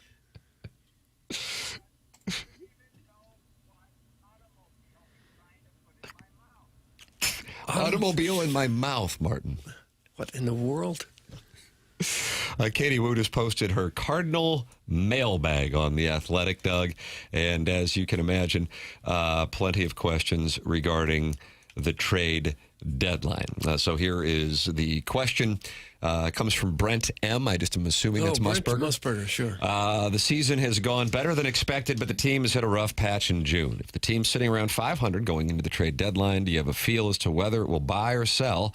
I understand the reasoning for both, but it'd be a great opportunity to move someone like Michaelis or Fetty to make space for McGreevy and give him full runway for the rest of the season. Will the Cardinals be buyers at the deadline, or will they stick to the mantra of seeing young kids play any chance they sell for some pitching? Katie responds, it's still too early to see if the Cardinals will buy or sell. We'll have a better indication of where things stand ahead of the All-Star break, but that's still 4 weeks away and a lot can change. One thing that we do know, regardless of whether the team buys or sell, the priority will remain the future. If the Cardinals add at the deadline, they will do so incrementally. If they sell, it will likely involve players on expiring deals. The Cardinals could indeed shop Fetty, who's in the final season of a $7.5 million contract, to make room for McGreevy in the rotation, but only if they feel comfortable with their pitching depth. Trading Michaelis would be much more difficult, as he's owed $17.5 million this year and has a full no-trade clause. Steven Matz could also be a trade candidate, but St. Louis would have to find a viable solution to backfill his spot in the bullpen, especially if it's contending. Now, on the other side, there's also a chance the Cardinals become sellers but make themselves more competitive in the process. How is that possible, you ask? The 24 Tigers serve as an ideal blueprint with their trades and then still making a surge. Those decisions opened the door for an abundance of young talent, which propelled Detroit to a playoff berth. That's a path the Cardinals would gladly take this year. I feel like that 24 Tigers thing is being used in general. This is across baseball. This isn't limited to this particular column from Katie Wu. I'm just talking in general as like this outlier example of a team trading away specifically Flaherty, but other players, and then still getting into the playoffs. That is more of a perfect storm mathematical one-outer than it is a realistic strategy. It happened last year, like the Cardinals won a World Series in 2006 with a team that otherwise wouldn't have made the postseason in many years, and then went on to win the World Series. But that is not necessarily a strategy that is going to play out successfully too often. And what would the model be? Hey, give up and hope that it turns around. Right. I mean, it doesn't make any sense. There's no reason to even bring it up. It's an outlier. Michaelis isn't going anywhere. Okay. Mozeliak even said he didn't approach him in the offseason because he knew the answer. So that's silly. I also think buying and selling, it's just like the laziest thing for the media to talk about. Oh, are they buying or are they selling it? Mm-hmm. What are they going to buy? They're looking to cut payroll overall. Will they add a bullpen piece? Sure. Hey, we think we could strengthen the bullpen. Fine. Would they sell? Now, that's more interesting. But you have the guys who've already said they don't want to leave. Contreras, Gray, those are big-ticket guys. Michaelis isn't going to be. So if you sell off Matz, are you a seller if you get rid of Steven Matz? If you get Fetty to leave, are you a seller? Anyway, I just think it's overstated. I think they'll probably tweak the roster, whether they're in it or not, but nothing of note.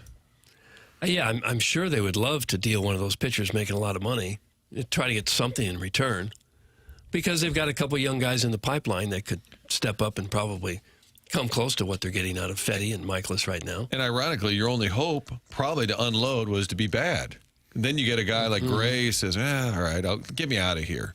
If the team was terrible, I think some of those no trades would be more likely to say, sure, send me to a winning team. But because they're not terrible, they're like, let's just ride it out and see if we get in. Yeah, and also, I mean, maybe, and by the way, maybe I'm off on this, but attempting to put myself in the position of take your pick of Sonny Gray or Wilson Contreras or Miles Michaelis, the reality is, even though when we talk about the team and we talk about decisions, we're looking at it through the lens of what's best for the organization and winning in their spots. These are all guys I would gather at this point with 9-figure net worths, and their priorities are a little different oftentimes than what the priorities of what we would want as fans.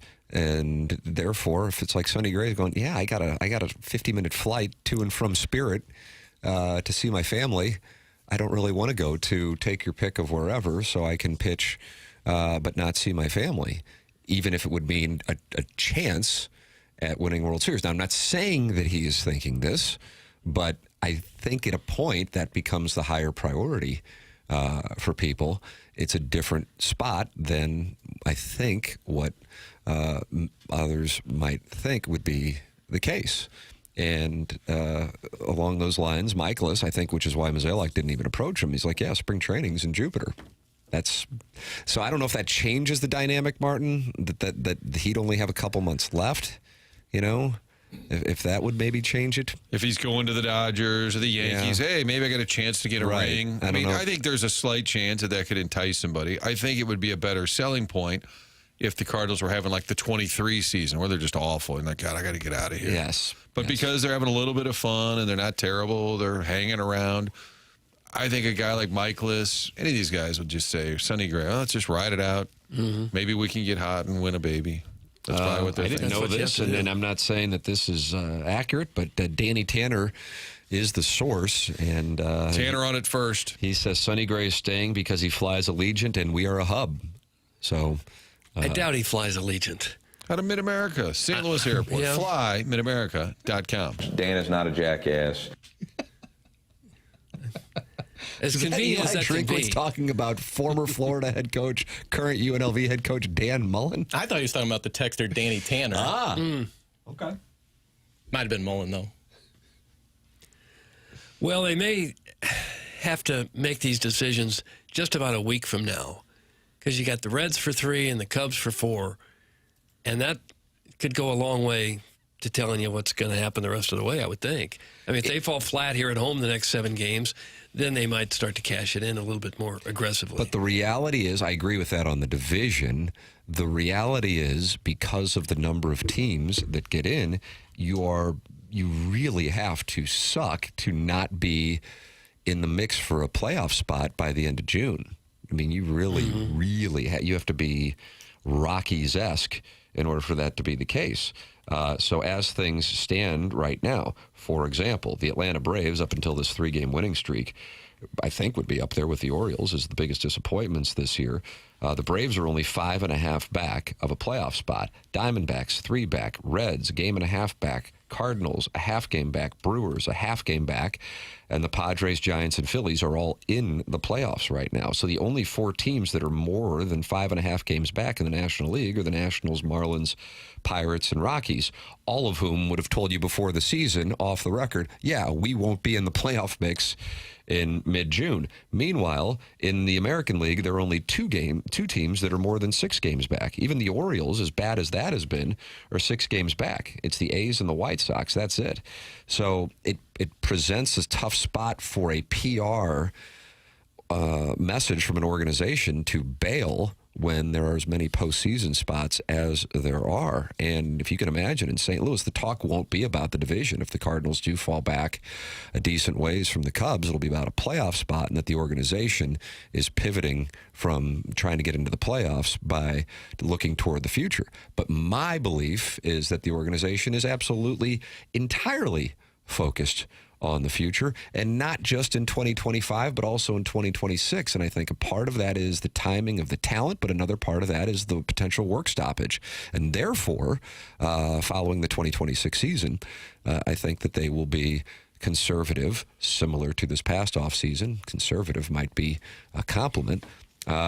This upcoming offseason. So therefore, for them to pivot off of this, the upcoming trade deadline would really surprise me. Dino Bravo says, you guys listen to yourselves? Nobody wants these guys. They're bums. Wow, Doug. They're bums. I think Sonny Gray would have some value. I think Sonny Gray would absolutely have value. I don't know what he would do because he, again, is under a contract next year. Different situation when it comes to Matz and Fetty. I would be shocked if Steven Matz is here in August. I would be shocked if Eric Fetty's here in August. Those would be my plays. Yeah. And you won't get a ton in return, but it's worth moving them. And Ryan Helsley also. Get something. And they'll just kind of hang around, Doug. We're only 3 back of the 3rd wild card. Well, the something you would get is probably a rather low-level minor leaguer. I don't think you're going to get anyone who's ready to come to the majors and make an impact. I wouldn't think. Maybe I'm wrong there. But I would think you're looking at minor league players. Correct. And so that might mean you get nothing in return at all, except to rid yourself of the contract, which might be enough in their view. But overall, I feel pretty good about where the club is. Obviously, feels good about the club. It goes without saying. I feel good about James Carlton, the fact that I switched to him in 2019, Doug. CarltonInsurance.net. He's my insurance agent. He has been now for 6 years. And this guy runs one incredible business in Webster Groves. You call there during business hours, you are going to talk to somebody right there in the James Carlton office. You can count on that. I think for a lot of people, what is standard is, number one, they kind of inherit an insurance agent either from their parents or somebody gets into it out of school and they just sign up with a friend. And I understand that. And then it becomes awkward if you want to go a different direction. But I recall, about a decade ago, having a conversation, and the priority was, you got to have the best financial advisor. You got to have the best insurance agent. You're taking care of a family now, and that has to be the priority. So I made the switch, and I am so glad that I did, and many others are as well. That's why you see 425 five-star reviews for James Carlton and his team in Webster Groves. The number is 314-961-4800, or you can go online at carltoninsurance.net. If your insurance costs a leg and an arm, make sure you call James Carlton, State Farm. You can call us at 314-974-0101, Callier and Thompson phone lines. Joey Vitali is going to be on those phone lines in a matter of moments. You can text in, Air Comfort Service text inbox, 314-399-9646. And you can watch the program at youtube.com/TMASTL and participate in the Michelob Ultra YouTube chat. The program is called TMA. It's presented to you by Brown & Crouppen on 101 ESPN.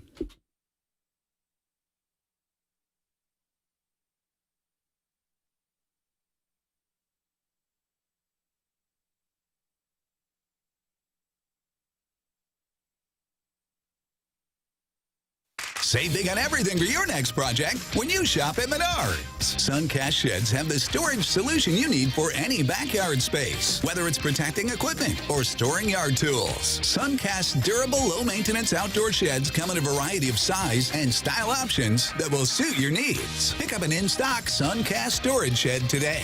Plus, check out our weekly flyer on Menards.com for all the great deals happening this week. Save big money at Menards.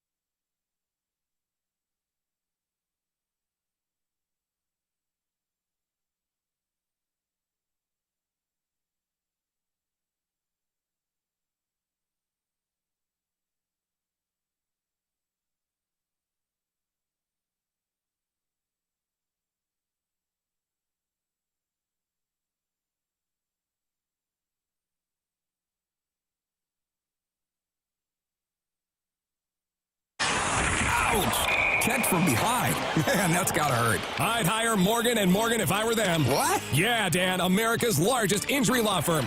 They serve up justice, ice, cold, law. Know what I mean? I guess. Their gloves come off when they fight for you. Okay. I'm talking a settlement slap shot. Shouldn't we be talking about the game? Yeah, Dan. Morgan & Morgan. Proud partner of the St. Louis Blues. Injured? Dial Pound Law or visit forthepeople.com for an office near you.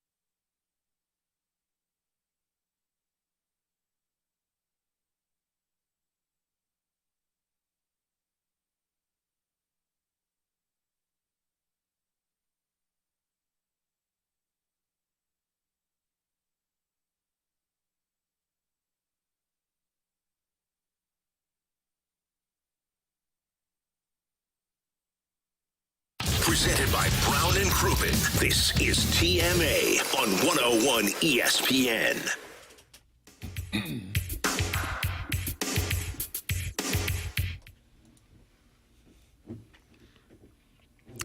Is this Bobby Brown, Don't Be Cruel? I don't know what it is, Tim. You already know it is. Of course I do. I try to play down my brilliance. Oh, for heaven's sakes. Fisher Window and Door Store, 8 o'clock hour. It's TMA 101 ESPN. The show's presented to you by Brown and Crouppen. And Doug, I was vacationing at Jackson's parents' place in Montauk last Friday. Love the jet skis they have. And so I missed the conversation with Joey Vitali, which apparently was too sports intensive for the audience's liking. Great. Joey will try to restore order here on the Callier and Thompson phone lines. Morning, Joey. Hey, Tim. Yeah, we missed you. Marty came out hot with some hockey questions. I don't know what he was thinking on a sports network show like this, but we settled in. We were fine. Well, the week before, it seemed like people were complaining that there was no sports talk. So then I think Marty, well, you know, he's a man of the people, and then he fired off some sports questions, and then people were up in arms. So, like anything, Tim, you know this, you're a father. You just can't win with anything these days. I think I asked one question about the Stanley Cup final to a guy who played in the NHL, and Tim, you would have thought that I said, hey, what do you want to do? Do some algebra? I asked a hockey question from a guy who played in the NHL, and people thought it was out of line. I struck a trigger with you this morning, Marty. Good morning to you, too. No, I'm not mad at you. I'm pointing out with the listeners that it was absurd that they were upset. You know what? Listen, the moral of the story is not many people can do what Tim McKernan does. Oh, flip that off. That'll be a promo. Chairman Kurt just fist bumped like Tiger Woods. It's hard to be the captain of the ship. Let's just put it that way. Do you equate working with me to playing with... You played with Sidney Crosby, didn't you? 2:14 into the interview. 2:14. Heard of him. Yeah, I would say it's very similar to doing a show with Tim. Like Marty, you're me. Tim is Sid. You know, Doug is like Gino. You know, you're basically Gino, the fake engineer. Evgeny Malkin. You guys, Marty, you're just along for the ride. Like I could drift in a shift with Sid, and I would pick up a couple points. You know. I think the difference is Tim actually knows who I am. But no offense, of course. Hey, easy there, pal. I'll never forget one shift I played with Sid, and apparently it was like a 3-on-2, and I was coming down. You know, I played the game with horse blinders on. I didn't see to my left or right. I was just like, if it wasn't 4 feet in front of me, like I didn't see it. What a great skill set.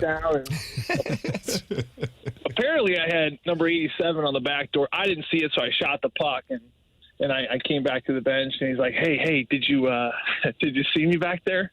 I was like, "No, I just didn't. I just didn't see you there." And he started laughing. He said, "Okay, I was just," and that was the last shift I think we ever played together. That was the end of that.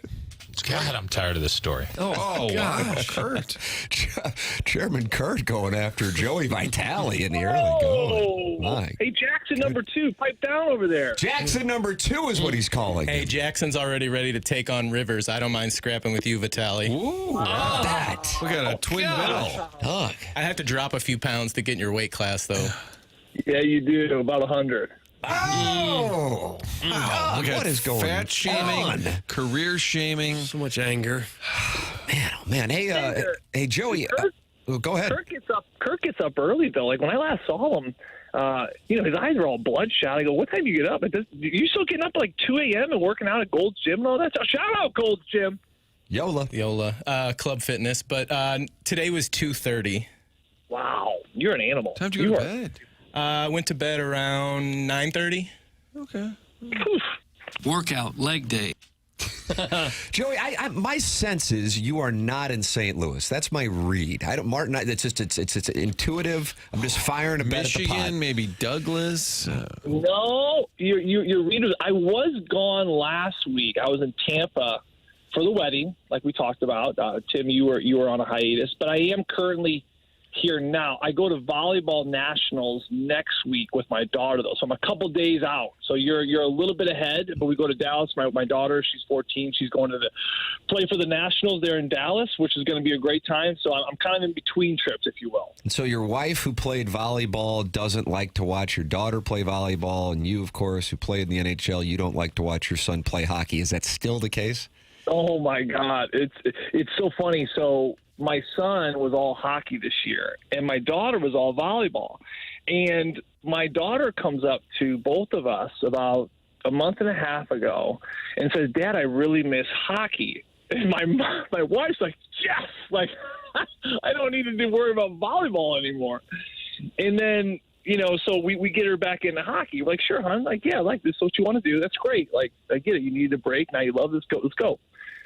And then so 2 days later, I'm thinking, okay, we're all in hockey now, which is a little bit more on me, which is a little bit more stressful and all that stuff. But then my son comes up to me and says, "Dad, I really love lacrosse. I want to go back and play more lacrosse. I don't know if I want to play hockey right now." So we gained a hockey player and lost a hockey player. So yes, to answer your question, my wife and I don't know if this is like this for everybody, but we can't stand watching our sport. I wish my kids would all get into a different sport. Like my son plays lacrosse, and I love it because I don't know what I'm talking about, and he looks like he's having a great time, and I love that. But no, my daughter now is back into the sport of hockey. So I lost a hockey player, gained a hockey player.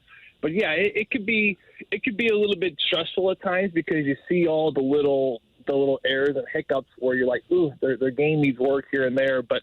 Obviously with a different sport, you don't pick up on it quite as much. But yeah, so she's going to finish up her season here in volleyball. She may still play a little bit of volleyball next year, but the nationals are. I mean, I'm telling you what, it's a ton of fun. Some of these athletes, you look at St. Louis, and I know a lot of people get excited about their kids and their teams, and little Johnny's on a first place team out of Merrimack, and everyone gets excited about that. But then you go to you go up north to Minnesota and Boston, you're like, oh my God, like we live in this small little bubble, and even like the greatest players at any age here they're just, you go to these other places, you're like, wow, we are in a small little pond, and there are some amazing athletes around. And that's how these volleyball nationals, I mean, you walk in there, Tim, and these girls that are 14 years old, they're like 6'5". I mean, they're huge, and they're so powerful. It's amazing that they're not even driving just yet. But you really get a full scope of what things are like, especially down south. Texas, Florida, some big. Atlanta's got an A5 team. I think all of their kids on that team's dads played in the NFL. These guys are like 6'8". It's insane.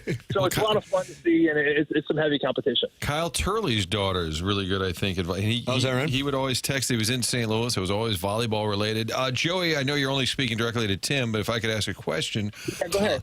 As a lacrosse dad, do you know enough to even yell at the refs? I find that I don't know enough that I can't even yell at the refs. You can always say, "Come on, zebra, call them both ways." That's right. That's a good default. That's a good default. No, I actually don't say a word on the sidelines. I despise. No offense, if you guys do this, hate to break. I don't like anyone that says anything to the ref. I wish parents wouldn't even say great job. I wish parents would just sit there and just shut up. I can be completely honest with you, because these poor refs, they're like in high school. They're just thinking about high school things, and they're donating their time and getting paid very little. And whether it be volleyball, lacrosse, I mean, God forbid, hockey, I think that anything you say to the ref is ridiculous. I think that you should be on the sidelines just clapping and supporting your kids, and that really should be it. Lacrosse, I don't find it very animated just yet. It's kind of a newer sport still, and maybe I'm just on a good team and with good parents that don't really get into it. But I don't see it very much, and I try to completely let the refs do their thing, because they're human too, and they're going through a lot of things, and they're going to miss things. My God, they're going to miss things. It's a big field, a lot of players, lots of things that happen, and they're going to miss stuff. So no, I try to stay out of it. I try to just let it be. But I will say I love lacrosse because it's outside, it's on a field.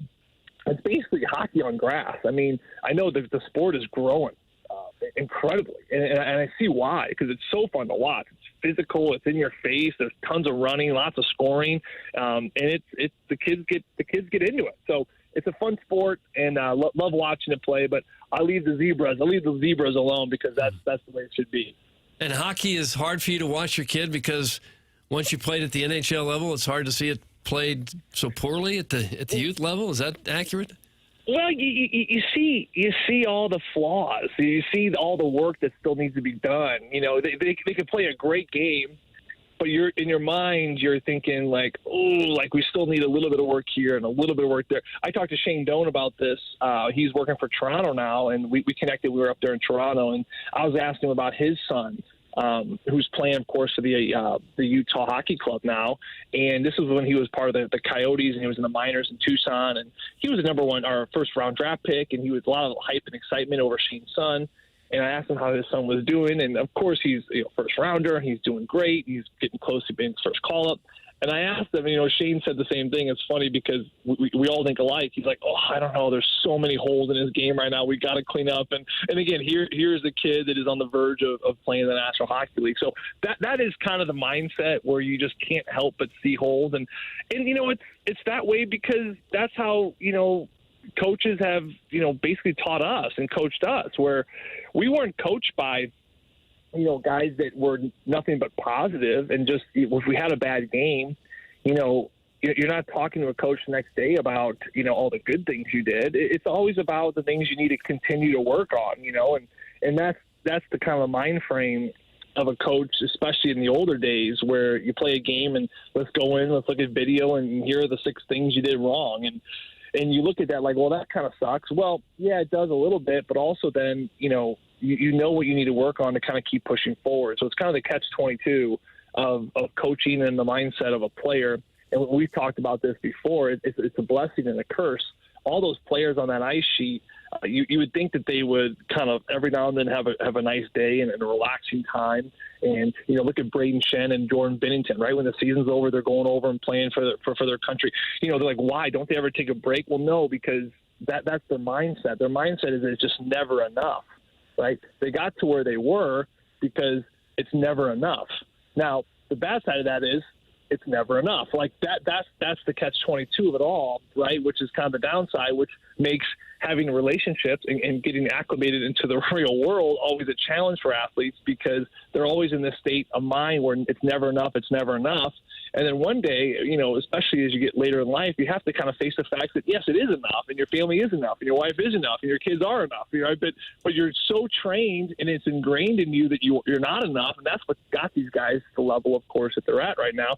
I'm kind of on a little bit of a rant here, but it is a catch-22. It's a struggle, and, like I said, I'm looking forward to the next question.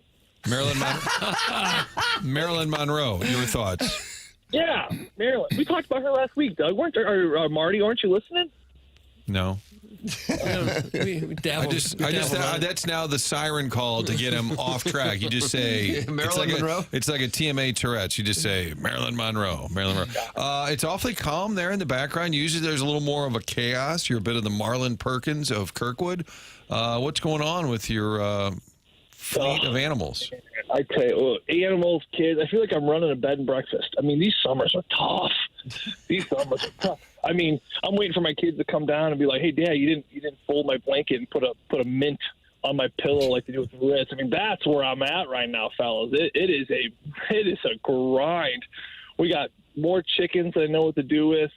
My wife wants these little Nigerian dwarf goats. You ever see these Nigerian dwarf goats? You hear about this thing? No. Yeah, these little miniature goats. And he's like, we can get like a little goat, and we don't need to mow the lawn anymore. They just like eat all the grass. Like, well, that's kind of convenient. And then apparently they only travel in pairs. They need like a buddy. So we're trying to figure out if Kirkwood would allow us to have a pair of Nigerian dwarf goats. God, you're being serious. This is unbelievable. You're about to get bounced. I mean, you're not running frickin' Grant's Farm, man. You got a house with a garage.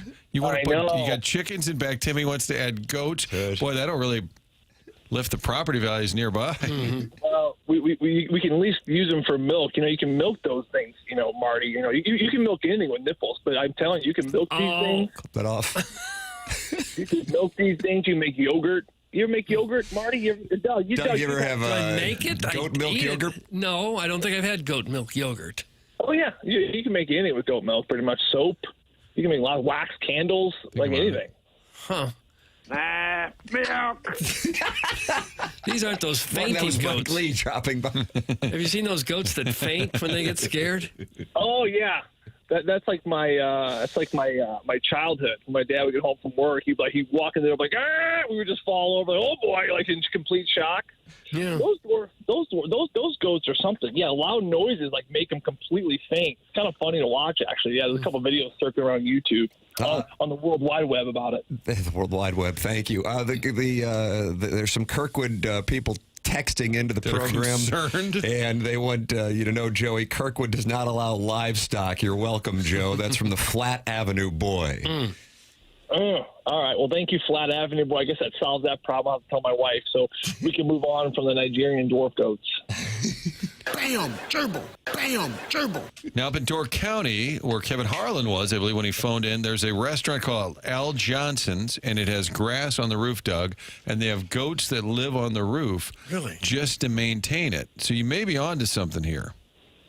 Well, yeah, and I think they're milked. Some of the, you guys like caramel, like little caramel treats? Doug, do you enjoy caramel? Like You say caramel? I do. I actually, since it's been mind asked. it. Is it caramel or caramel? Doug? I think it could be either. Could be either. Okay. Well, anyway, goat's milk make really good caramel treats too. I had those when I was in Scotland. All right, then I'm going to allow it. Therefore, I think the mayor, city manager of Kirkwood just wavered once they heard that. Well, there you go. Okay. There you go. But it's clear you can milk anything with nipples? Is that what you Yeah, I said? think so. Gosh. Okay. Oh, and Joey, also the Panthers won the Stanley Cup. Yeah, well, to think about it, if you look at men have nipples, right? You're probably thinking Sorry. Oh, that's true. Stanley Cup. like why would a man, Doug, have a nipple? Like this serves no purpose. I think it's because we all start out as female early in the gestation process. Yes, 6 weeks in when we're little zygotes. At 6 weeks, the X and the Y start to split. Mm-hmm. So that's why men have nipples. Anyway, That's right. You like water sports. Yeah. So, yes, the Panthers took it down. I was wrong. I thought Edmonton would take it in 7. God, guys, it's amazing. Like, you know what? I will say, I love that the Panthers won, and I'm going to tell you why. Because the Florida Panthers, they epitomize what hockey should be, and it's a team sport, and the best team should win. And I think this is what's different about hockey than pretty much every other sport.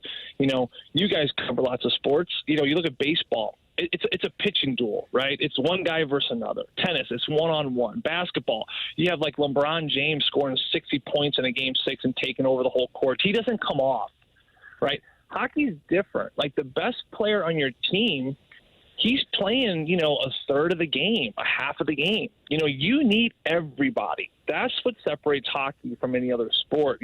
Lionel Messi, the guy doesn't come off the field, right? So hockey, I love it because it really is team driven. You're only as good as your weakest link, and you need every player to contribute. And to me, Florida, they had the better team. And that's why I love that they won. You got Connor McDavid. You got Leon Draisaitl, 2 of the top probably 3 or 4 players in the whole world right now. To me, it doesn't give the sport justice to have a team like that win. And then you look at the Florida Panthers. You look at the way Sam Bennett plays. Look at the way Matthew Tkachuk plays. They play like a team-driven first style of play. And what's interesting about how the Florida Panthers have won is I think, you see these games kind of go through up and down trends.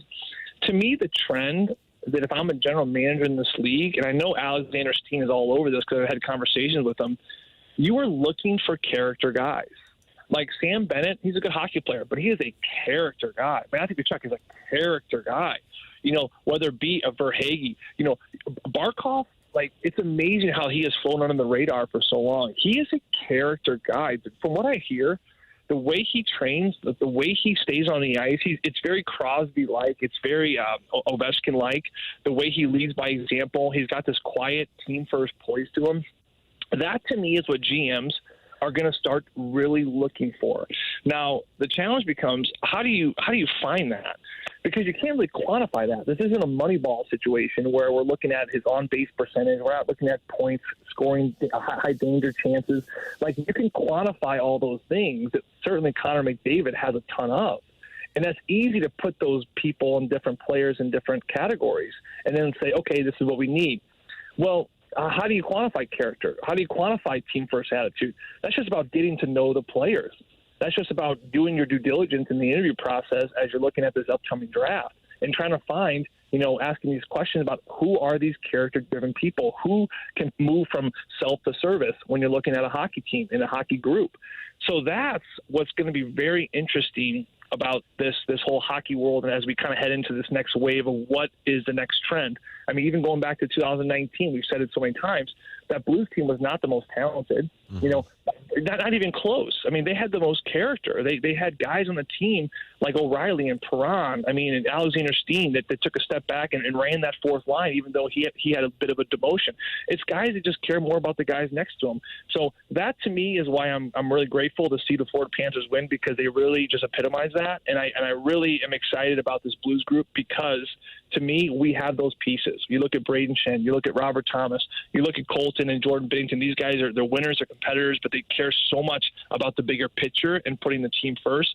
So that, to me, is what's really exciting as you kind of look at the Panthers, and now you transfer to it with the St. Louis Blues group and what they are doing, what they're building towards. And I'm telling you right now, one more year with Doug Armstrong, he certainly gets it.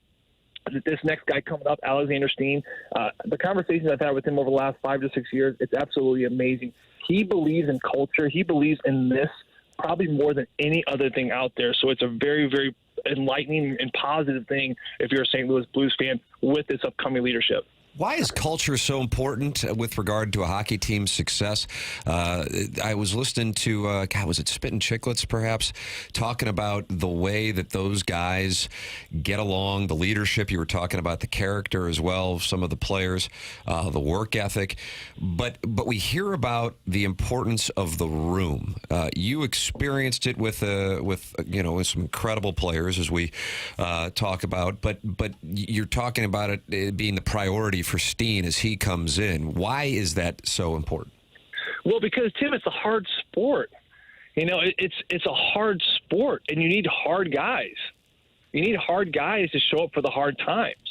And we talk about this a lot, but the hockey culture, at the beginning, when you're a new player or you're a rookie, you get kind of picked on. You get picked on a little bit in a healthy way. It's not like you're being bullied, but guys are poking around. Why are they poking around? Because they're seeing what you're made of. Yeah. They're testing you. It's no different when I was pouring concrete. Like I wore my mom packed me a lunch pail. I was 13 years old. I'm working out in the field with like all these men, right? That are like, in their 60s and 70s, and I had this lunch bucket. They called me lunch bucket all summer. They poked at me, right? Why? Not because they're bad people, because they know that pouring concrete's hard.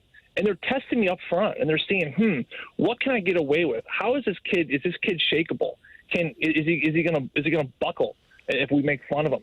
Because guess what? If he buckles under a lunch pail comment, when the concrete's getting hard in the middle of July and we're falling behind, we got 2 trucks lined up and the concrete is just blowing up on us, is this kid going to show up or is he going to wither away? That's what it really is. It's all just a test. Culture is that. You're on the bench. If you're at the Edmonton Oilers, it's Game 6 and you're down 2-0. Like that's when it gets tough. Like that's when push comes to shove, and you need character guys. You need the culture to step up of guys that's going to look at this adversity and say, screw it. Like, who cares? Let's keep moving. Let's stick together. Because I've been on benches where we have that, and you feel unshakable. You feel unstoppable. And guys are picking each other up, and there's just no doubt that you're going to find a way. And then I've been on benches where you fall behind 1-0, and everyone just Dauber goes down. You're like, oh God, here we go again. And it's an attitude problem, right? So to answer your question, culture is important because this sport is really freaking hard. These guys are 240 pounds. You put all this equipment on them. You're asking them to play this game on razor blades, meanwhile chasing a slippery puck, and then fans booing you and yelling at you. It's and not to mention the YouTube, where if you get in a fight, you get your ass kicked. Sorry, then all of a sudden people are going to be watching you for the rest of their life by how you got your butt kicked. It's a lot of pressure, and it's very tough, and it's very difficult. So in that nature, you need difficult people. You need hard people. You need culture people to get through those hard times. So that, to me, is where culture is absolutely so important. And what I mean by that is it's even more important now than the analytics of the game. How fast you skate, how hard you shoot. Can you pick a corner with a shot? Yeah, those are great things. But listen, this game is the game. It's meat and potatoes. There's a puck in the corner. Who wants to come out with it? You know, all these dipsy doodle Instagram moves you see, the Trevor Zegerases of the world doing all these lacrosse moves behind the net. That's not the game, right? It's fun. You're going to get lots of clicks, but it's not the game. The game is there's a puck. Go in the corner. Who's coming out with it? I mean, that takes a lot of grit. It takes a lot of character, and that, to me, is where now teams need to start building around is those character guys. Steve Yzerman, really quickly, I remember Darren Pang telling me about this. When he built that Tampa Bay team, now he removed himself from GM position, but Tampa Bay went on all those runs. He had players like Braden Point and Kucherov. And when someone asked him once, what do you look for in a player when you're drafting them? And he said just that. When there's a puck in the corner, who's coming out with it? I mean, that's a fascinating thing when you really think about it. You're not thinking about how fast they are, how hard they shoot. We want them to be built strong. Like, nothing like that. There's a puck in the corner. Who's coming out with it? And why is that important? Because that exposes the grit. That exposes the hardness. That exposes what that player can get through. Because if you can get that, I don't care how big and strong you are, that's just the one-two. That's an attitude. And that's what you need to build championship teams. Kind of explains how a guy like Brad Marchand is not the biggest, strongest guy, is 37 years old and at 5'9", one of the smaller guys on the ice, is still one of the best players on the ice. I mean, it's a great example, Doug. I mean, my kids and I, we talk about the lion a lot in the jungle, and there's actually a great Ray Lewis video. I'm sure maybe you guys have seen it on YouTube, but he's addressing like a young football team. And this is like a Brad Marchand, and this is why Florida got him.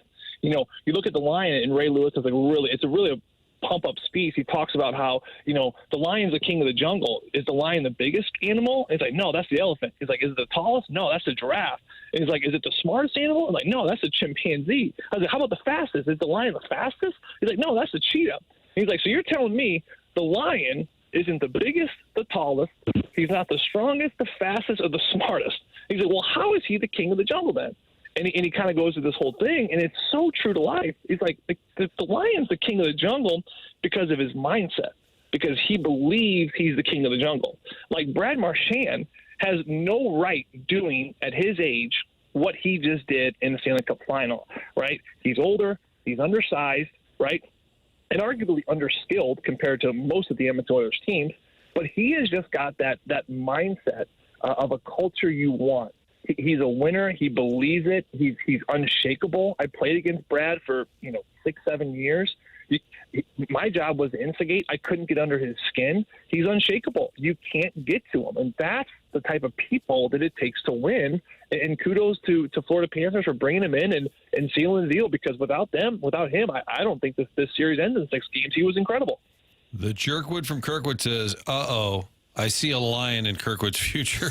Yeah, you go have a lion in the neighborhood? Get a lion. Sure, put a lion around the side of the house. Chickens in back, goats in front, lion around the side. Ghosts in the house. Somebody else wants some of that Joey Nose candy energy. Okay, I like that. Got that energy. You've been up since what? 5 a.m.? Baking bread. 4:45. Don't know anything about the nose candy, fellas. Just all energy. All just happy to be alive. It's a wonderful day to be alive. Do you wait? Do you set the alarm, or you just get up at 4:45? I used to set my alarm. I have an internal clock. I get up at 4:45 no matter what. My dad, I was raised with my dad. He got up at 3:45 every morning. He was the first one in the office. We would get shAmed if we slept in past 5 when I was in high school. Wow. Like, what are you doing sleeping until 5:30, you lazy bum? We probably want to go play golf today too, huh, Joe? I'm like, oh, come on, Dad, give me a break. The 314 just says, well said, Joe. And I don't know what that's regarding, Tim. I think it's regarding the whole conversation. Wow. And so on a night, let's say the Christmas party that you invited me to but didn't invite Martin or Doug to, and you're hosting that at your house, and we're late, and I, of course, am one of the last people there because I don't understand social cues. Right. Do you still get up at 4:45 the next morning there, or do you allow yourself to sleep in then? No, always, buddy. Always goodness. Up. Wow. Always after it. So you're probably always like 2 up. hours of sleep then. Yeah, you don't need a lot of sleep. You don't. God forbid. I think all these doctors are crazy. I think these doctors are nuts. And we're gonna go 8 to hours. doctors. That's right. 8 hours. 8 hours. I am not a smart man, but that is a third of your life. Think about that. We were talking yesterday about how all these baseball players needed naps between games or before games, and that was my thought too. Is well, why when you're 27 years old you need a little nappy poo in the middle of the day to get through it? Come on, nappy poo. Yes. I agree, Doug. Nappy poo. Oh, come on. 8 hours. You know, some scientist said you're really supposed to have 10 hours. 10 hours. That's almost half your day. Give me a break. What are you going to do? Every hockey player goes home after the morning skate and takes a nap.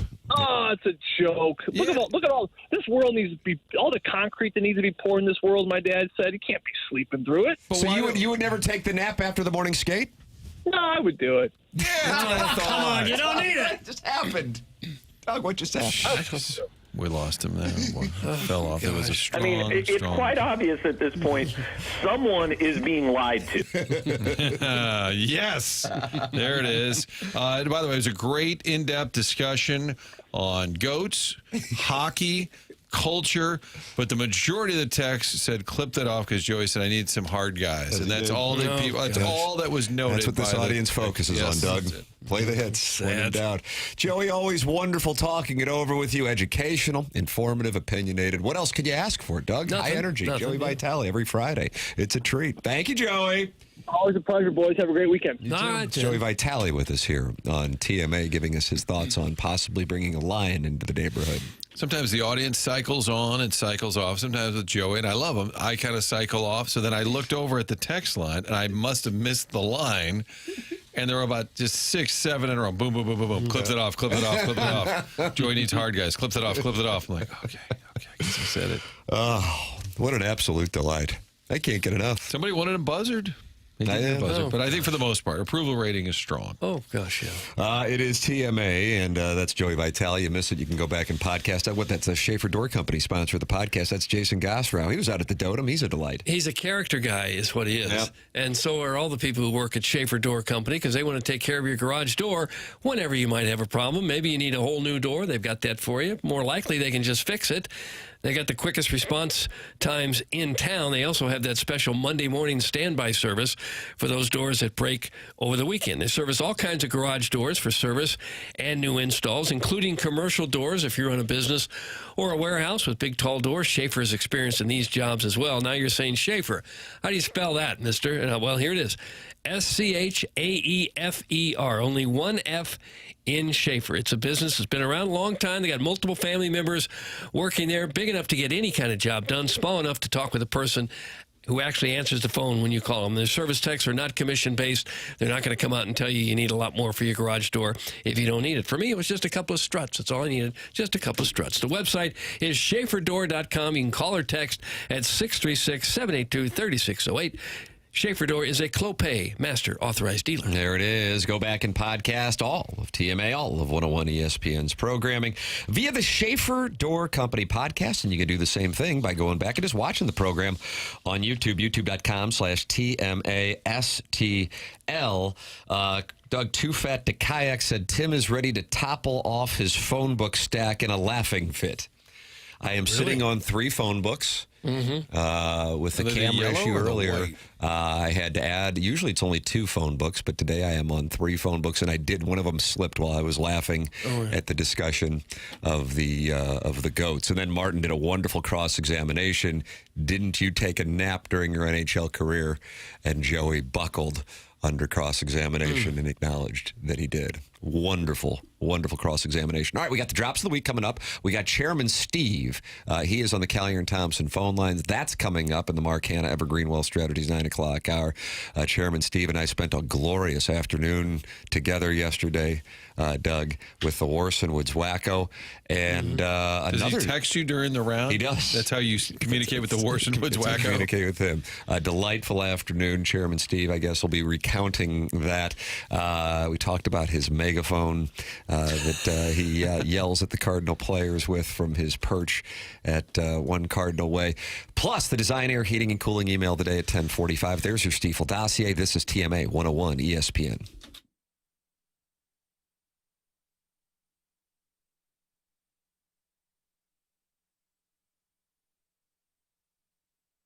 Local company, and the local company that will do it all for you when you are in need. What else could you ask for? Well, that's where Dents Express comes into play.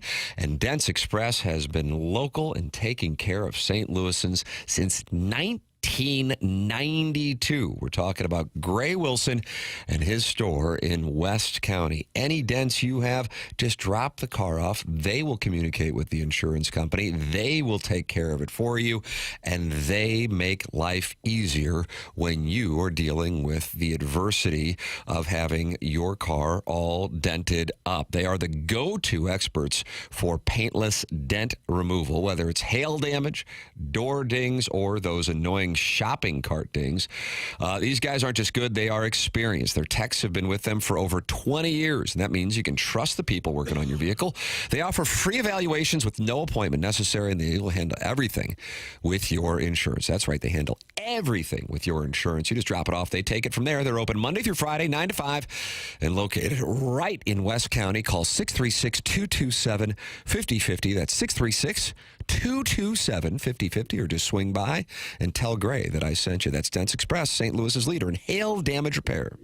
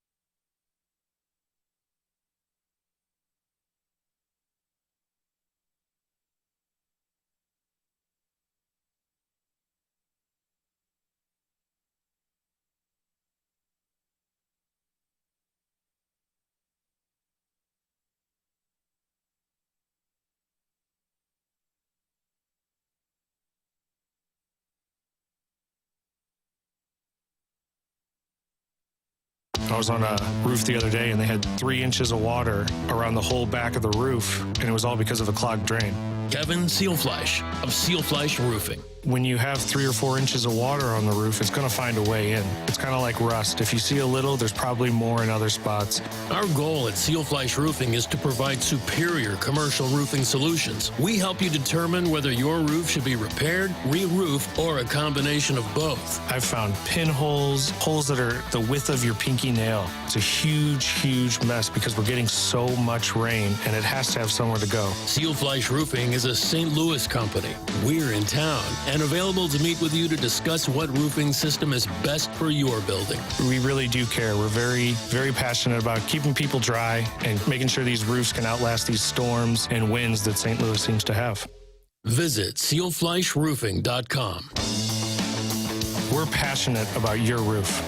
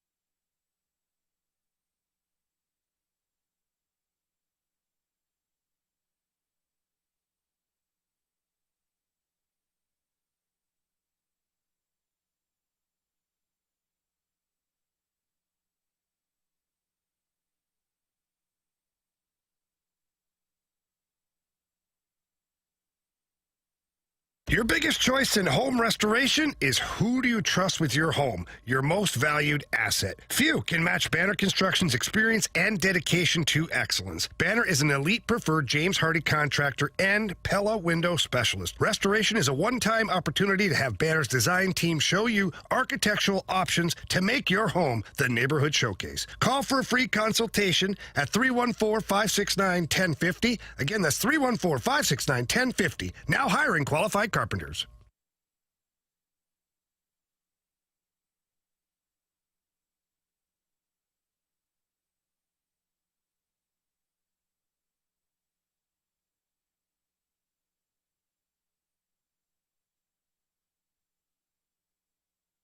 For all things summer, it's on at On the Run. Fresh food that hits the spot.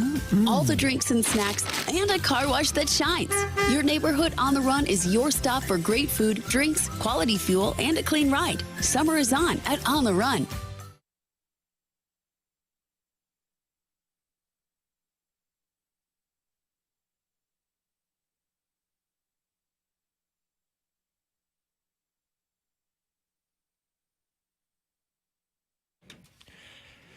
This is Chairman Kurt with another Sports Center update brought to you by Saliga Heating and Cooling. The Cardinals get the brooms out, Martin. They go up to the south side, sweep the three-game series, sweep the doubleheader. Now they come home where they'll face the Reds tonight. First pitch is at 6:15. That was another Sports Center update brought to you by Saliga Heating and Cooling, a Daikin heating and air conditioning dealer. This is TMA, presented by Brown and Crouppen on 101 ESPN.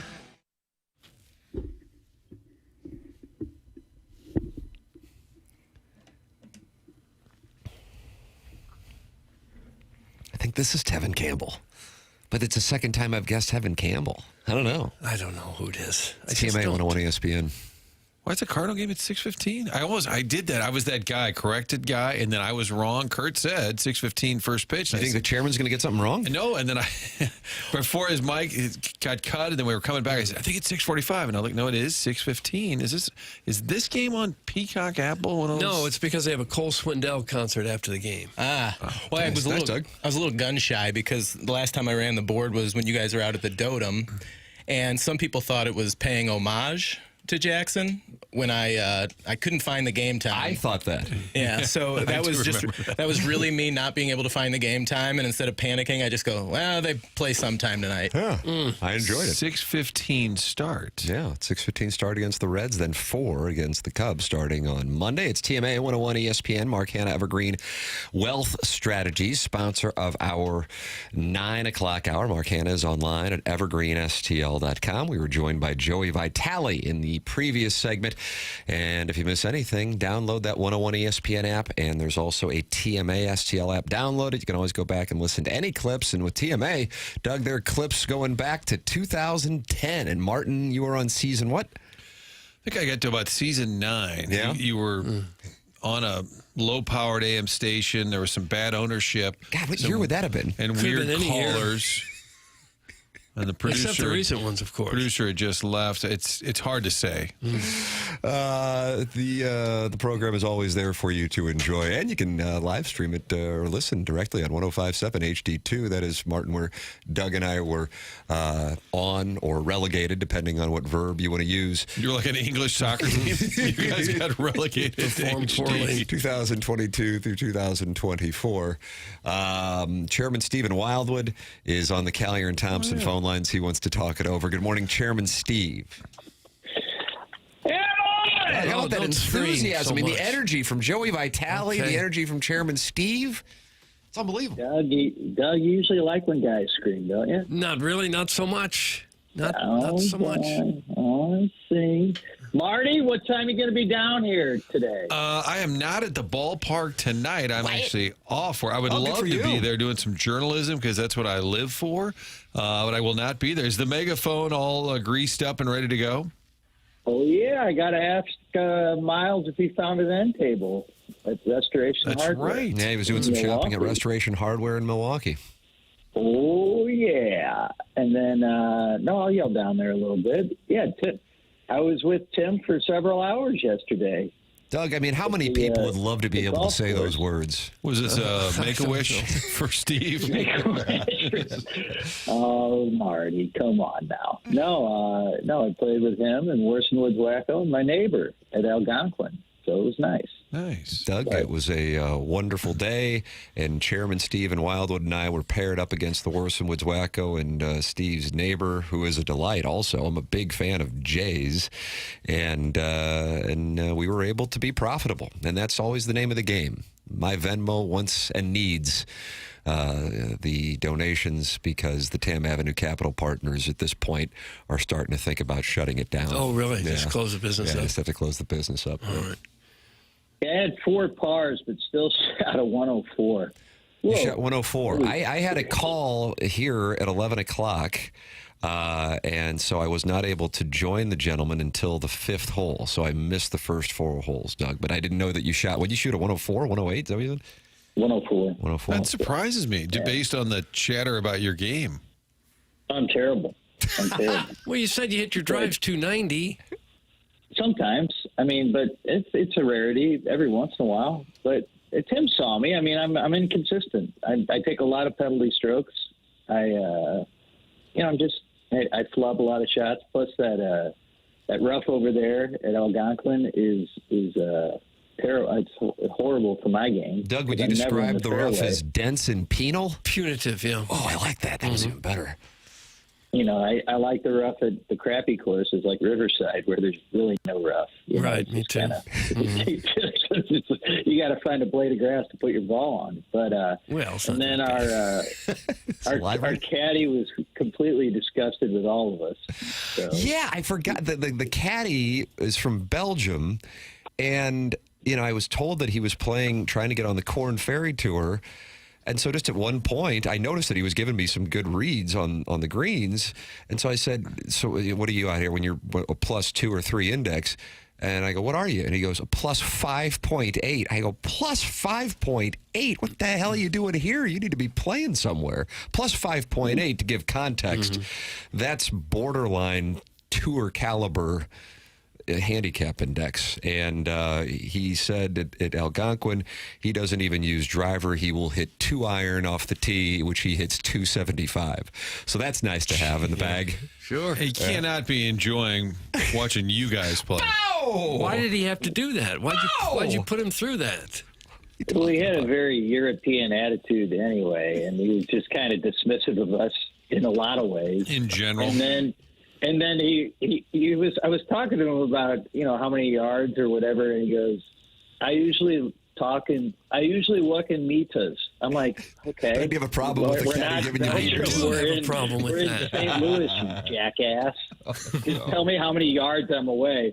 And then I go, what club should I use to get out of here? And he goes, well, I don't know.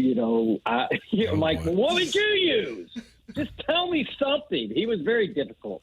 It's like, how do you get into a job like that and just not really care about anybody who's playing the game? Get down to my level. He had trouble getting down to the level of a 21 handicap. Although I will say Tim got us off to a good start, but then I saved our bacon at the end. In the end, I was the hero, right, Tim? That's where my caddy career started. Was at Algonquin.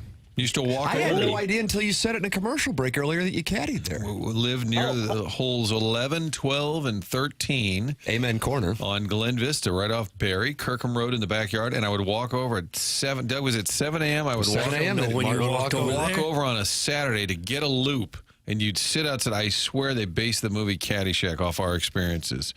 They just treated us like garbage. And they would come out, who wants a loop today? And they'd be like, oh, God, hopefully it's not Dr. So-and-so. He doesn't tip at all. And you'd carry a single bag to start, $5.50 for a round. Doug. Oh, man. And if they tipped you, you got to like 7. And then you'd go into the Caddy Shack and spend $9 on Hostess and hot dogs. So you lost money on the deal. I'm sure it's come a long way. I stand with my Belgian brother, who also is caddying. He played Big Ten golf, this guy. And yeah, plus 5.8. I mean, holy crap. Did you bother to tip this Brussels butt ass? my neighbor did. No, I'm a big fan of Chairman Steve. I've heard about this neighbor. He plays at Grove 23, Michael Jordan's course in South Florida. And I'm a big fan of that Jay. Oh, he's a nice guy. Yeah, he's a great guy. It's my kind of guy. He's a man's man. Yeah. I'm telling you. He's a good guy to hang out with. Very generous, very nice. What's this show, Boys Man? Yeah. What's that? We're not. If we're What not, are we? Are we not men's men? if we're not men's men, No, are we you guys boys aren't men? men's men. Doug does some manly stuff around the house, but he's like, you guys hire everything out. Right. You don't really, you're kind of girly in a way. You know, you're kind of Nancy boys. Right. And then, I don't know. You're like, Tim's in good shape, but the rest of us are pretty soft. You know, it's not, it is what it is. You hammering drinks, Steve? You hammering drinks out on the course? I had 6 beers there. There. Over 3 hours or 4 hours. Sure. What were we there? 5 hours? I like a drink 6 shack hours. stop. 6 hours. And then, you go by that halfway house twice, so it's nice. But then I had 4 Manhattans after. Oh man, Doug, that's just to take the edge off. The nerves of playing with me can intimidate some players. You drink like that every day? Only days that end in Y, Doug. No, I didn't drink on Tuesday this week. So he took Tuesday off. Doug, did he take Tuesday off? I don't know what day. And I only had. It really doesn't. I ate Pietro's the one night. Now I had 2 beers, so that's nothing. Evens it out.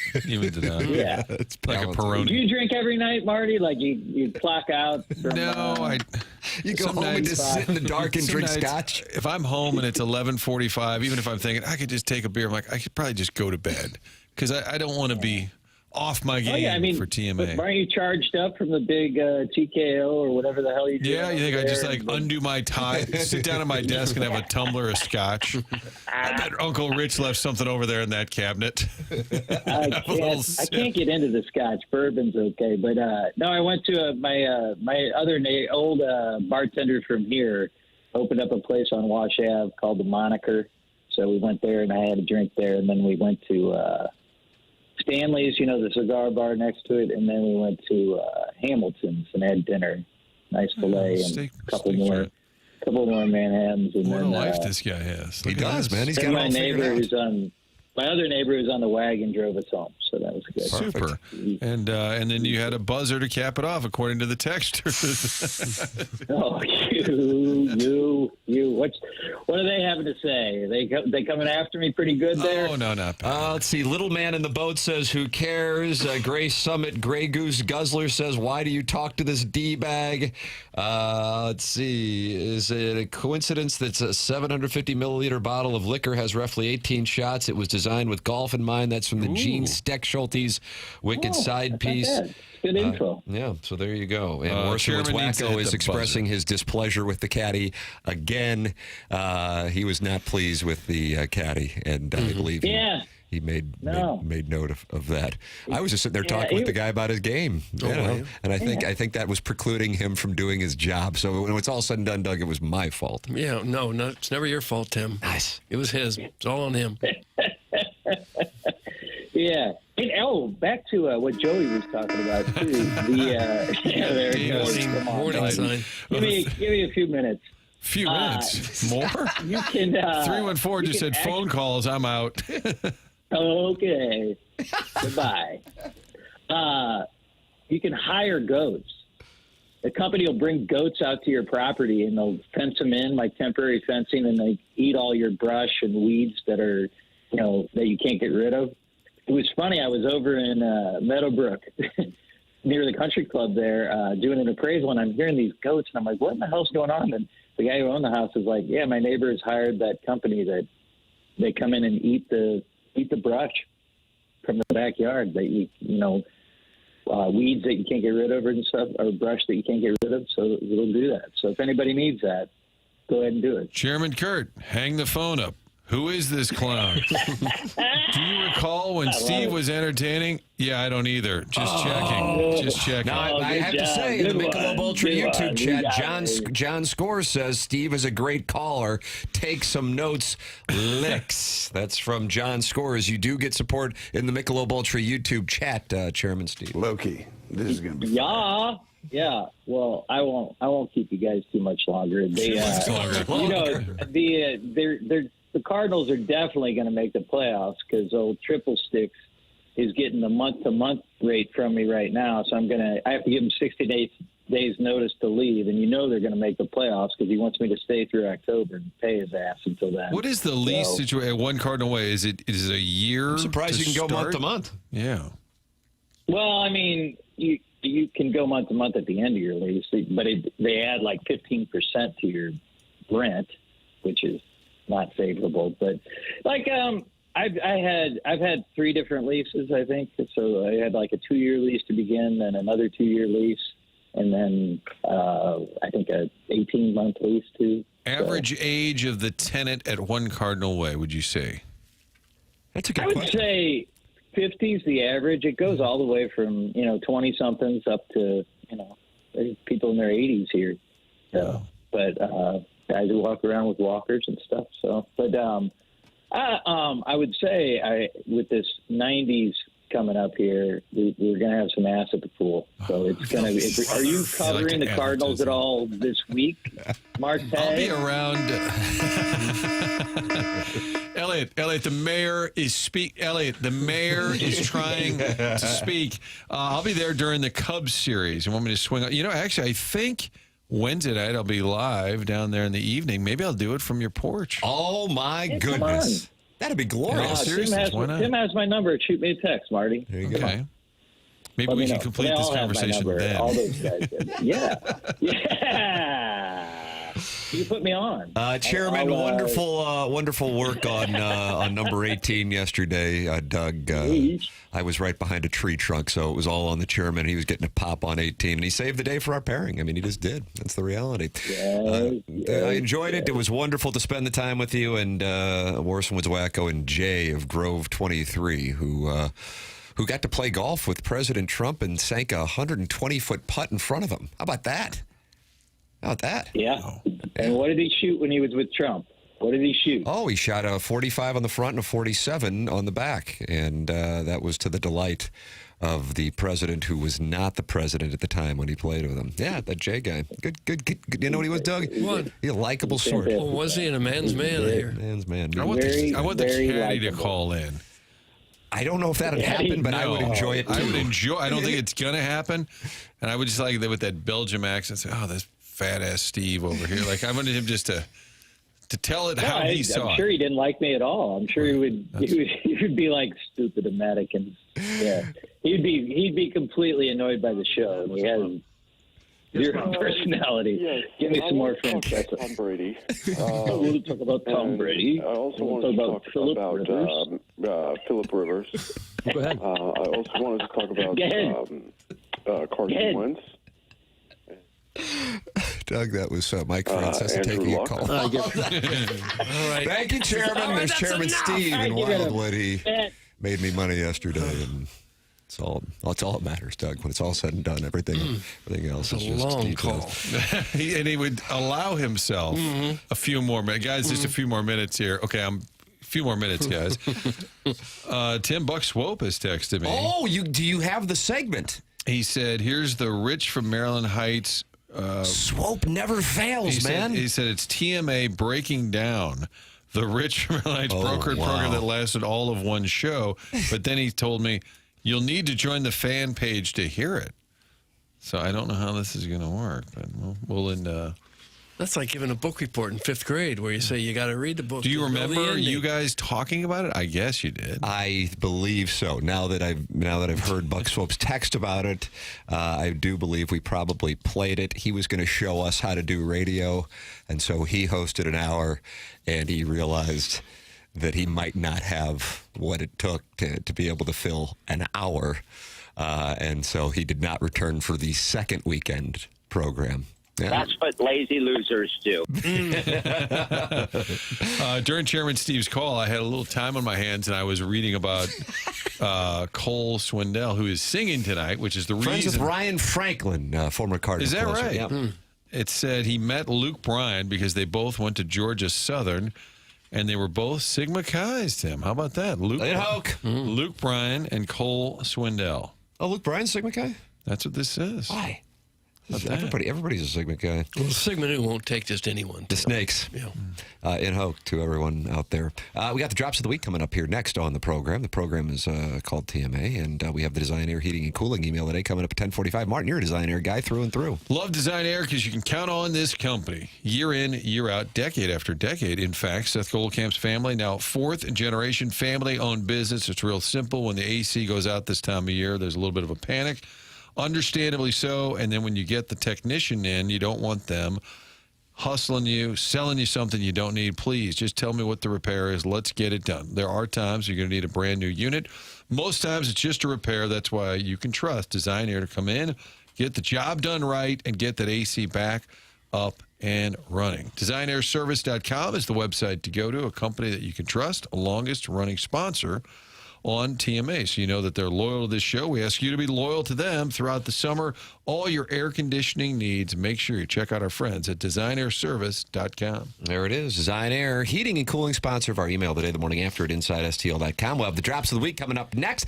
And a University of Missouri athlete has seen their stock rise so significantly in the last 72 hours that you can't even get the jersey of the player. We'll tell you who and why. Coming up next, it's 83 degrees in St. Louis. You're listening to TMA.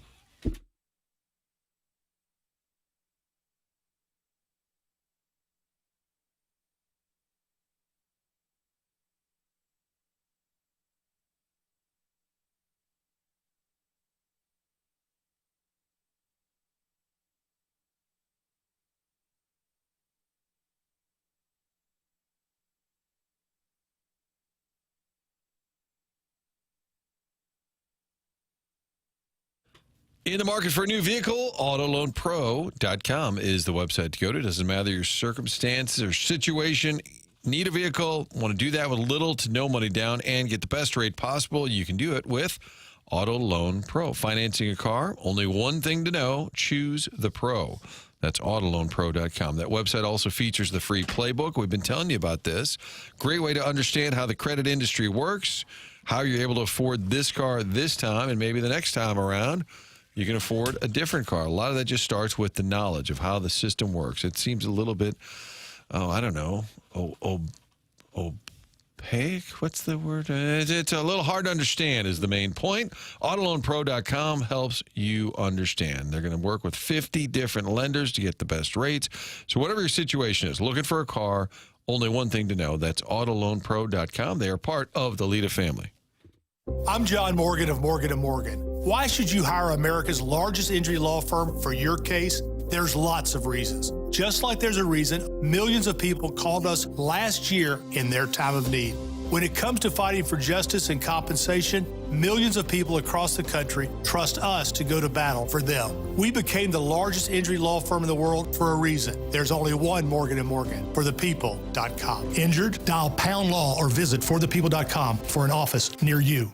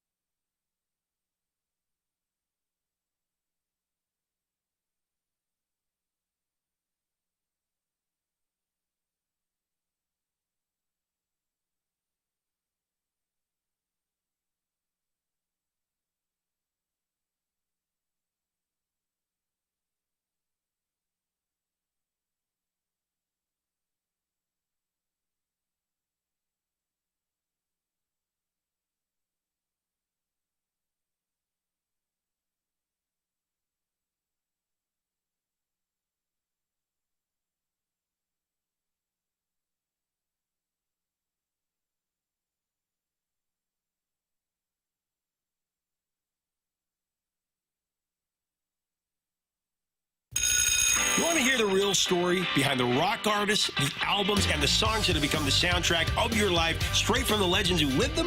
I'm Adam Reeder, the Professor of Rock, and on the Professor of Rock podcast, we go deep into the heart of the music that defines us and our greatest memories. Exclusive interviews, behind-the-scenes moments, and the untold truths of rock's greatest hits, told by the artists themselves, stories you won't find anywhere else. If music moves you, this is your Backstage Pass. Subscribe now to the Professor of Rock podcast.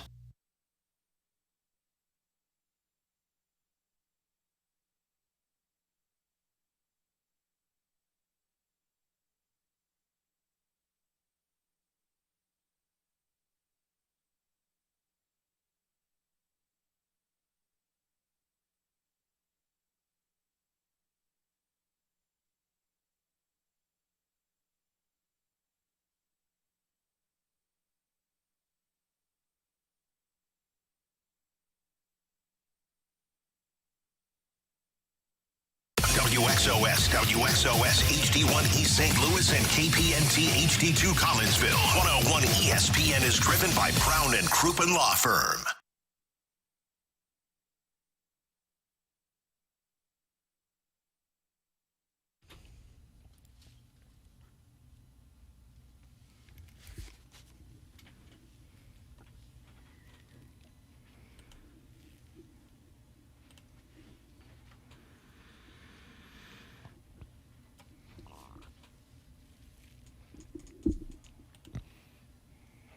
I've never heard this song in my life. I don't even know where to begin. That surprises me. Yeah.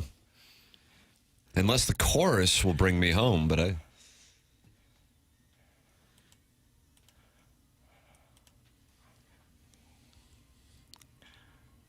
It's a name you bring up quite often. Felix Jose? Nope. Guys with two first names. Is that what it is? Ralph Tresvant. Kinda. Johnny Gill. Johnny Gill. Yeah, Gill. Gill was the name of Steve Martin's character in 1988's Parenthood. Okay. Or Planes, was he Gill in Planes, Trains? No. No, he's Neil. Nice to know you, Nick. Neil Page with John Candy's character, of course, Butch Patrick. I don't think it was Butch Patrick. Dell. Not Gill, but Dell. It's TMA 101 ESPN, the program presented to you by Brown and Crouppen. And we had Joey Vitali with us in the 8 o'clock hour. We will have our design, air, heating, and cooling email today coming up on the Stiefel dossier at 10:45. Jackson Burkett is vacationing in Cape Cod this weekend for Sweet, Sweet Kai's wedding.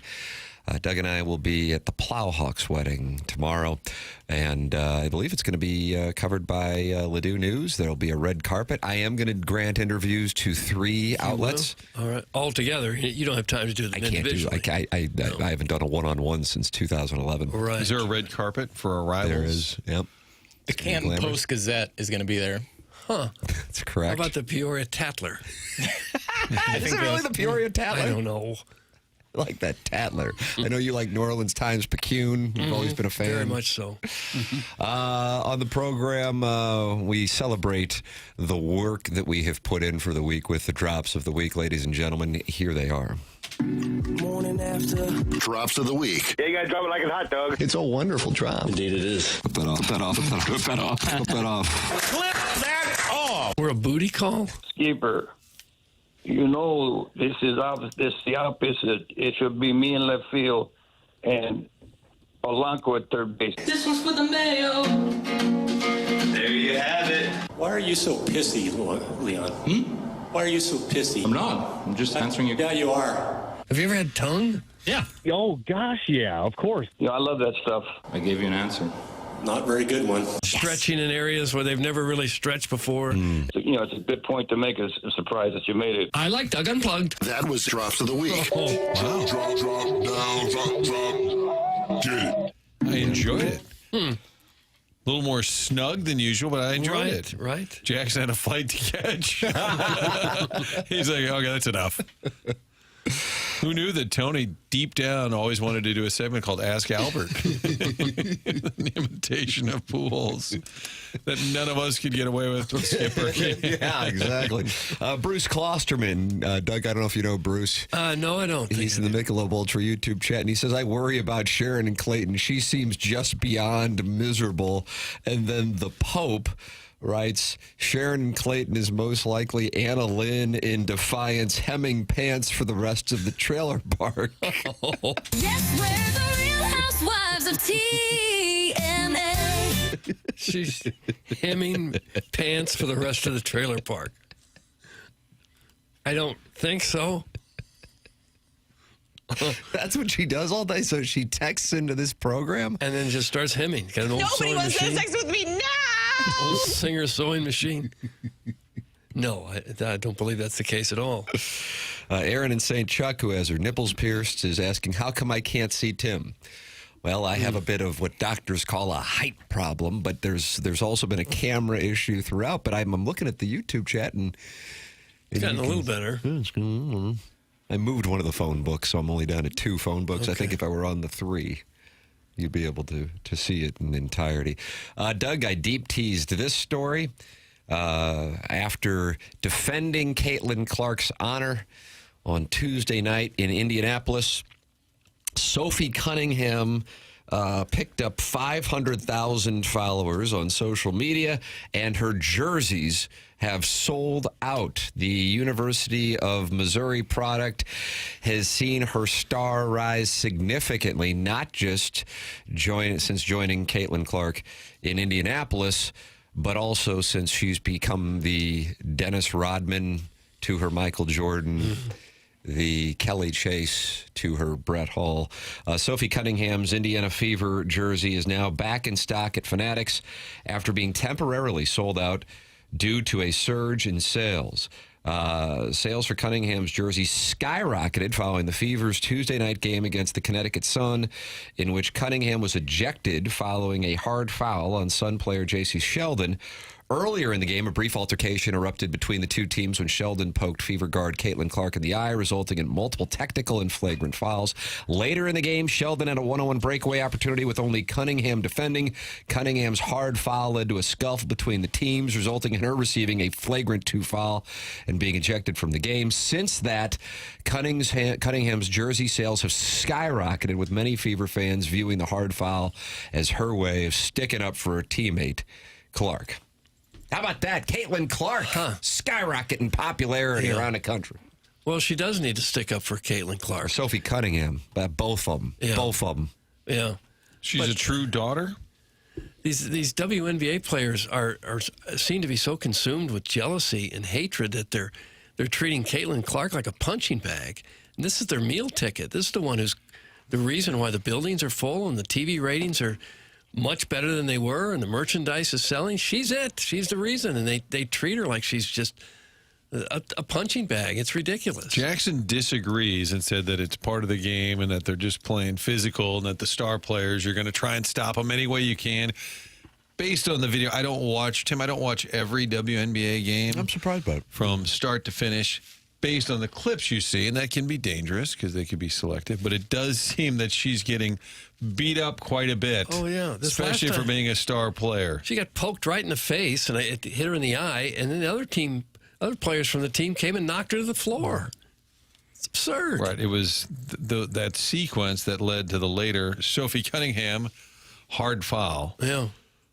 There was some video of her and Caitlin Clark going to a Pacers game, so they may be friendly as well. Teammates, friends, but Mizzou's own. Yeah. Now more popular than ever. 100%. I mean, she's kind of playing in obscurity in Phoenix, but has a great personality and was on their broadcast, Martin. I think including not just became a face for the Mercury of the WNBA there, but then she was starting to do some pre and post on the Phoenix Suns broadcast, then gets traded to Indianapolis, the team now with Caitlin Clark, and started to play the role of enforcer In addition, she is quite active on social media.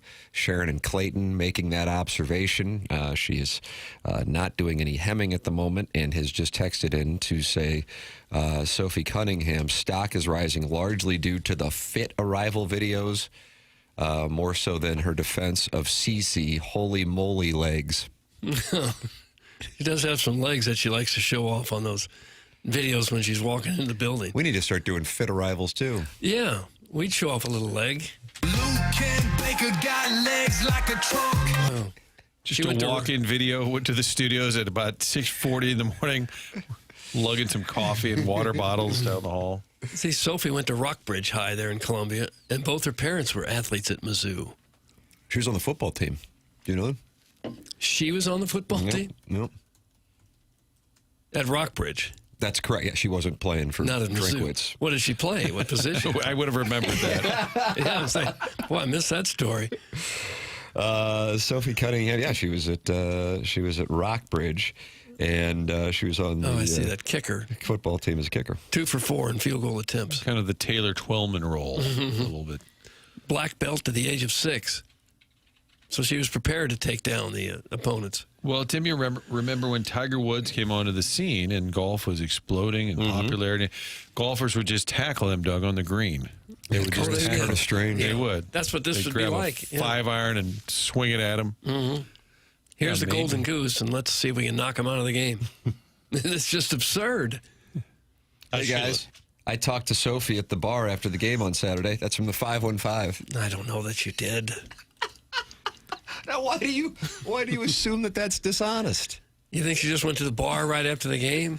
And then one of our listeners hung out with her. Okay, I don't know about this. Okay, well, These listeners are everywhere. Where's the 309 and the hot dog story with Stephen Matz? We tried to facilitate that. 515, call in. Hot dog guy from the greater Peoria area going to the Sox Cards game, call in. After Steve's call, the bar's low. How are you, honey? That's what Jay would say to Sophie as she arrived at the game. How are you, honey? Get Sophie on the show now. Who produces this subpar show? That's from the 314. Doug, can we get Sophie Cunningham? We have about an hour and a half left. I don't know. I'll DM her. She's probably in pretty high demand. Yeah, but to get on this show. Yeah, she would cancel her other appointments, I'm no going to doubt. play the Mizzou card. We're going to get to her. Yeah. Let's see, Sophie. Yeah, one of our hosts almost graduated. Yeah, say that. Yeah, look at the love they have for each other. Okay, Jay. Looks like people are wanting to bet the 515 that he did not hang out with Sophie Cunningham at a bar on Saturday. So, Doug, that's... Yeah, I'd bet that as well. Okay, well, hold on a second. I will bet you $500. I'll lay $500 to win a buck even. That's from the 515, and now it looks like we might have a bet. How are we going to verify this? Well, you want to bet the 515, there is a chance that something could be developing here with a wager. I mean, the 515 is willing to give 5 to 1 on the money. That's a guy who's really willing to put out there. But at the same time, it's a bluff. That's a bluff? Yes. How's he going to prove it? He has to prove it. Well, call in 515. Yep. That's the first step we're going to need here. And just a picture won't prove it. You could have had your picture taken with her at any time. Audio forensics here. I've never been to PF Chang's. Is that any good? It is good. I Yeah, like General it very Tso's much. chicken. Wash it down with some waffle. No, flavor. now Chairman Steve said I'm uninvited, Marty. My feelings are hurt, hungover, and vulnerable. Chairman Steve, because I took a crack. Now I don't get to do my sports live from the porch. No. We'll work it out. Martin, you'll need to specify with this audience when you ask for a, quote, hot dog guy, you may wind up getting a call from a fella peddling half-used gift cards and ready to furlough someone. That's from Al in Dadeville. Yep, that's a good read there by Al in Dadeville, who loves Georgia. 515, call in, 314-974-0101. Or we'll call you. The person who was wanting to wager is now not as active, Doug, because I think maybe sensing that there is real confidence from the 515 that he hung out at the bar with Sophie Cunningham. It's a bluff. Doug says it's a bluff. Take me to Pleasure Town, Vaughn. Okay, Hoffman. Brian Hoffman, who produced for Frank for many years. He had no filter whatsoever. He says, I have multiple picks to prove it. She walked in at 8:35 p.m. Well, pics aren't necessarily going to prove it because you could have had your picture taken at any time with her. I do play the cello. 515 is likely a TMA walrus. That's from the 60s. Yeah, that'd be my guess as well. And do we need to define talk to her? Could be, hey, what's up? Yeah. Or look, there's Sophie Cunningham over there in the corner. Nice job at the game and stuff. Well, 515, this is your chance. And then 636, you wanted the bet. You got an opportunity here. We'll be happy to book it. Tam Avenue Capital Partners will just charge 10% for hosting the bet. Oh, yeah. And we'll see if we can get this thing facilitated. This is wonderful. We're begging for calls, and it's a specific caller. That's a different type of genre. Martin, well done again this week. However, Jackson has you beat by an hour for attendance. That's from the 314. I guess if you do mathematically, Jackson did 4 4-hour programs, 16. Martin will do 5 3-hour programs, 15. I guess that's what the math was there. That's really diving deep. Wow. That's some good Ledoux math there. It is. 515 is a Des Moines area code. Could the texter be Caitlin Clark? Ooh. It's from Kurt's former coworker. No. Wow. You think Caitlin Clark's listening? No, no. Interesting. We have a lot of Angela Lansbury wannabes out there. My legs look identical to Sophie Cunningham's. That's from the self-made stay-at-home Ledoux mom. They don't. He's a gentleman. He's a dude. Self-made stay-at-home Ledoux mom says she sent in a video for the Real Housewives of TMA, but we have not received it yet. No. No, you would get it almost instantly if we were to get it. It's not like snail mail where maybe a week and a half later it's going to arrive. Iggy is in the Michelob Ultra YouTube chat, and he says he is going to DM Sophie Cunningham on our behalf. So we'll see if we can book her here in the next hour and 15 minutes. This is going to be great. He's got her number somehow. And we're open to next week as well, if not today. No. We'll clear the lines if she would like to join us. You can call in 314-974-0101. Callier and Thompson, sponsor of the phone lines here on TMA. Doug, you know a little something about Callier and Thompson? Well, I do. And anyone who is looking to spruce up their home a little bit should also know a little something about Callier and Thompson, or a lot, actually. You could stop by the showroom there on Manchester and Baldwin. Check it out. They have more than 10,000 square feet of displays. You get some great ideas, maybe how to redo the kitchen or the master bathroom, or maybe fix up the basement or knock out a wall on the first floor. Callier and Thompson does it all. And they do it as a company that you can trust. It's hard to know who you can trust to be in your home now and who's going to be there to back up the work. Callier and Thompson stands behind every job that they do, and during the process, they are always available to you. They've been in business since the 1950s. Bob Strati and Carolyn Beard have been owners there for more than 20 years each. Combined, their workers have more than 165 years of experience doing these things. So you know you're going to get experienced contractors who know how to get the job done and do it right. Ought to check out their reviews. Well, here's some now from Robert B. Everyone is professional, informative, and detail-oriented. We are not just customers to them. We were treated as close friends and family and always treated with courtesy. Patricia H. Oh, hello, Patty. Excellent quality of workmanship and products. Patty. Environment was clean. Project done on time as promised. No question that things were done right as promised. Callier and Thompson, they are simply the best in town. They're on Manchester and Baldwin next to Uncle Bill's Pancake House. Come home to quality online at CallierandThompson.com. That's right. Callier and Thompson phone lines the morning after at InsideSTL.com is the design, air, heating, and cooling email of the day address.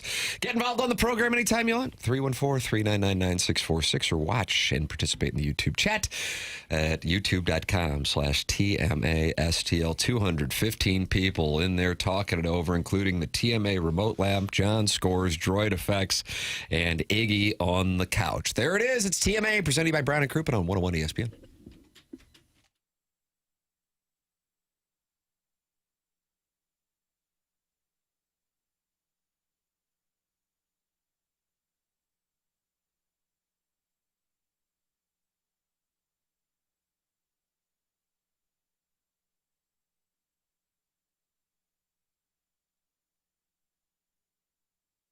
Dents Express, St. Louis's leaders in hail damage repair. Call 636-227-5050.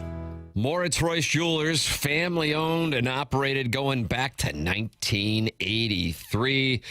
Dan Royce and his family are the ones operating it. I have been in there. What a wonderful experience it is to enjoy Moritz Royce Jewelers right there in Richmond Heights, close to Clayton, across from the St. Louis Galleria in that tower on the 15th floor. That is where you will find Moritz Royce. And, of course, you can find them online at ninjabling.com. Private offices.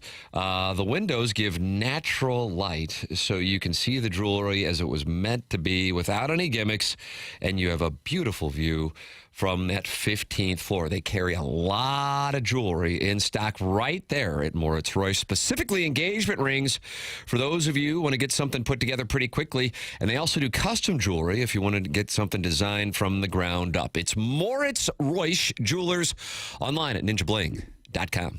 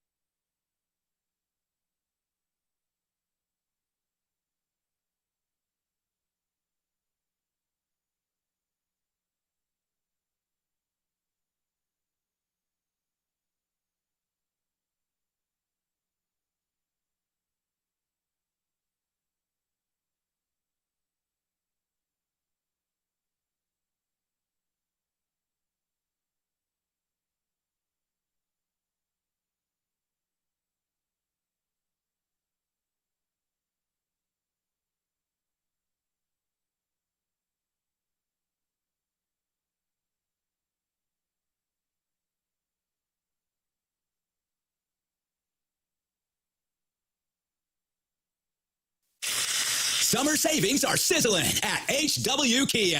Why settle for used when you can drive new, like an HW Kia K4 LXS with a 10-year, 100,000-mile limited warranty for just $19,995 with any trade. Imagine what you'll save on every new HW Kia, like the 25 Kia Sportage EX, just $219 a month lease, or Carnival EX, just $419 a month, both with a zero security deposit. Stuck in a loan or lease? Big D, the trade man, will get you released. Get up to 120% over KBB fair market value for any trade. And only at HW Kia can you get every new Kia with zero down, zero payments for 90 days, even low interest and low payments, or a brand new Kia for under 20 grand. HWKia.com. Unapproved credit, not all will qualify. Plus tax, title, license, and 587 title and registration processing fee. Negative equity refinanced in new loan. Rebates and incentives to dealer. 24 months, 10,000 mile lease. 65.95 due. Offers not in combination. Expires 7/6/25.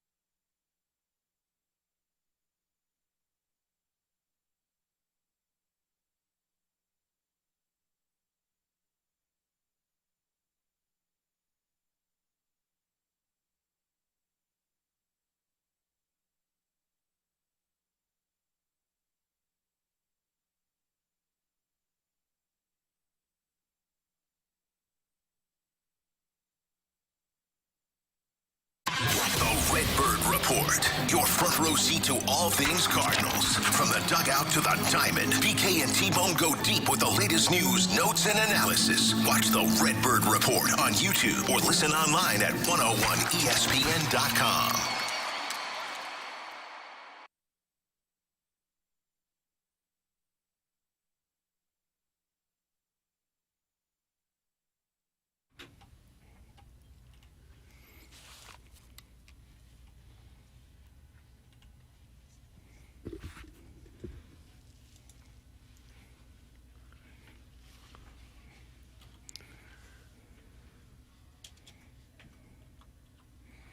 Now, who is this? You got any guesses? Well, we have initials. J. J. It's Joe. You got the right first syllable. Oh. Joby. Nope. Is Joby Smith? No. Second letter, first name. Well, if the first syllable is Joe. Joe, J-O. Yep. Okay, third letter. D. Jody. You're heating up over there. J-O-D, what? Fourth letter. The fourth letter is E. Jode. You got the first full syllable. You got one syllable left. Jode. Next letter, please. I step in, clearly late, having a wonderful conversation with the sales staff, and we're playing a guess. It's like the gauntlet. We're playing a guessing game for Doug to guess Who the won return the Stanley music. Cup in 1978? Joe, what's the next letter? C, Doug. Joda. And then there's one more letter. Jodic. Yep, Jodic. Jodic? Nikolai Jodic. Jodeci. Jodeci. Oh, that was That's easy. Jodeci. Okay, Jodeci. Never heard of him. Meanwhile, Tim's talking to the sales staff. Doug's playing a guessing game with the chairman for Jodeci. I just texted back the 515. We said, shoot me the number and I will call in. Yes! And ready to get nailed by the text line. So, by the way, the 515 said they saw Sophie Cunningham at Kilroy's, which is the bar down by Busch Stadium. Said after the game on. I can't believe we wouldn't have heard that from like 100 people. Well, I Is think this the 515 right here? We're about to find out. Here's the 515 on TMA on the Callier and Thompson phone lines. Morning, 515. Doug, morning, 515. Hello, guy. Guy. Oh, boy. 515 guy. There we go. That's on me. Okay. Oh, okay. 515, you there? 515, you there? Nurse. I'm here. Okay. All right. 515, thank you for calling in. What is the story? Well, we're actually season ticket holders for the Indiana Fever, and we are weekend season ticket holders for the St. Louis Cardinals. We live in Iowa, so, we're on the road quite a bit. I'm actually sitting at the Lake of the Ozarks right now. I'll be over for the Cardinal game tomorrow night. But anyway, my wife actually coaches at the same school, a different varsity sport that Caitlin Clark played at down in Catholic. We've known her pretty much all her life. Yeah, we hang out at Kilroy's or the District Tap there in Indy when we're there. We like to drink some beer, and Sophie came walking in. We were sitting out back, and I was standing at the bar, and she walked all the way through the bar, and nobody bothered her. I got my wife and I a beer. I went out, and I sat down at the table we were at, and her and her male friend, sat down at the table right next to us, and they saw my wife had on her Dowling Catholic swimming and diving coaching shirt, and she said, "Is that a Dowling shirt?" And the conversation started, and I was pretty impressed that nobody harassed her as she walked all the way through the bar, got outside, and I wasn't really going to approach her. I mean, I told her, I said, "I'll buy you guys a drink with the $50 I won from McKernan in St. Louis, Missouri for Arenado being their opening day." Oh, you were one of the people that got a $50 Venmo from me? I got a $50 Still Venmo spending from it. Tim. Yeah, well, I mean, market's been great. I invested it to help pay for Tim's fourth mortgage when Thank you for that, by the way. Yeah, that was a tough conversation with my wife. Yeah. So, yeah, it wasn't a huge deal, but it ended up we sat there most of the day. But I'll tell you something else about Indy. It's a really cool city, and one nice thing is in downtown St. Louis, you're looking at $10 for a beer. Downtown Indy, you're at $3 for a beer, and it's just bar after bar after bar. Is that right? Bar. Really? Wow. I didn't know that. It's every bar. It's like $3 for a beer. I drink Absolute lemonades when it's hot out, and $5. You're not paying. You're paying $15 in downtown St. Louis. Yeah. And Indy is really a lot like St. Louis used to be. I mean, I've been going to Cardinal games for many, many, many, many years, and it's changed a lot down there. And we still go, and I'm comfortable there. We don't do anything stupid. Not out till 1 a.m. You're all right. But anyway, yeah, we had about an hour conversation with Sophie and her guy friend, and it was cool. I thought, man, I'm sitting here talking to the most beautiful woman in the WNBA. Huh? What'd you guys talk about, 515? Well, we talked about her legs. Oh, wow! What a conversation. Sure, your wife is enjoying this visit. Butter me up, Daddy. Is that what she said? If I wouldn't have talked about her legs, my wife might have mentioned them. There you go. Oh, good for Wow. you. So, This guy is winning. My read on today is you texted in with a legit story. You got questioned, and you're like, I don't need this hassle. And then we begged. I wanted to get hammered by the text line. I listen every day. I mean, I was at Punta Cana in April for 2 weeks, and I'd flip you guys on sitting on the beach at 8 in the morning. 8 in the morning is when you guys come in down there because it's Eastern time zone. I was back in Punta Cana in November. But anyway, yeah, I'll flip on just to kind of keep up with the Cardinals while I'm down in Punta Cana. So you're a Cardinal fan. Do you have any St. Louis ties? I grew up as a little kid in Fenton, but my parents got divorced in 1979. I was 9. That was at 1979. I think it was 79. 78's a separation, 79's a divorce. Mm-hmm. Yeah, pretty much. But anyway, my dad was a season ticket holder for 27 years, so I still got down there a lot all through school. And then I swore after the World Series in '82, I was 11 years old at the time, I said, I'm going to be a season ticket holder someday. And by God, I have been since 21. How about that? Wow. And so you listen to this show for the intense Cardinal coverage? Yep. Yeah, I like that. It's just, actually, I listen to your show because you've got a sports show that's a little bit of comedy, too. It's it'll make you laugh in the morning. I'm retired, so, it gives me something to do. My wife still works a little bit, not a whole hell of a lot, obviously. I bet she's working for sport. My read here, Doug, is that the 515 has done well for himself. That's my read. Right. You just tell me if I'm wrong. He's 55 and he's retired. Yeah, not bad. and with properties in a variety of different locations. Doug, hold on a second. I'm 54. I don't turn 55 till December, so let's get it straight. Okay, What'd you do to make all this money, fella? How'd you make the money, fella?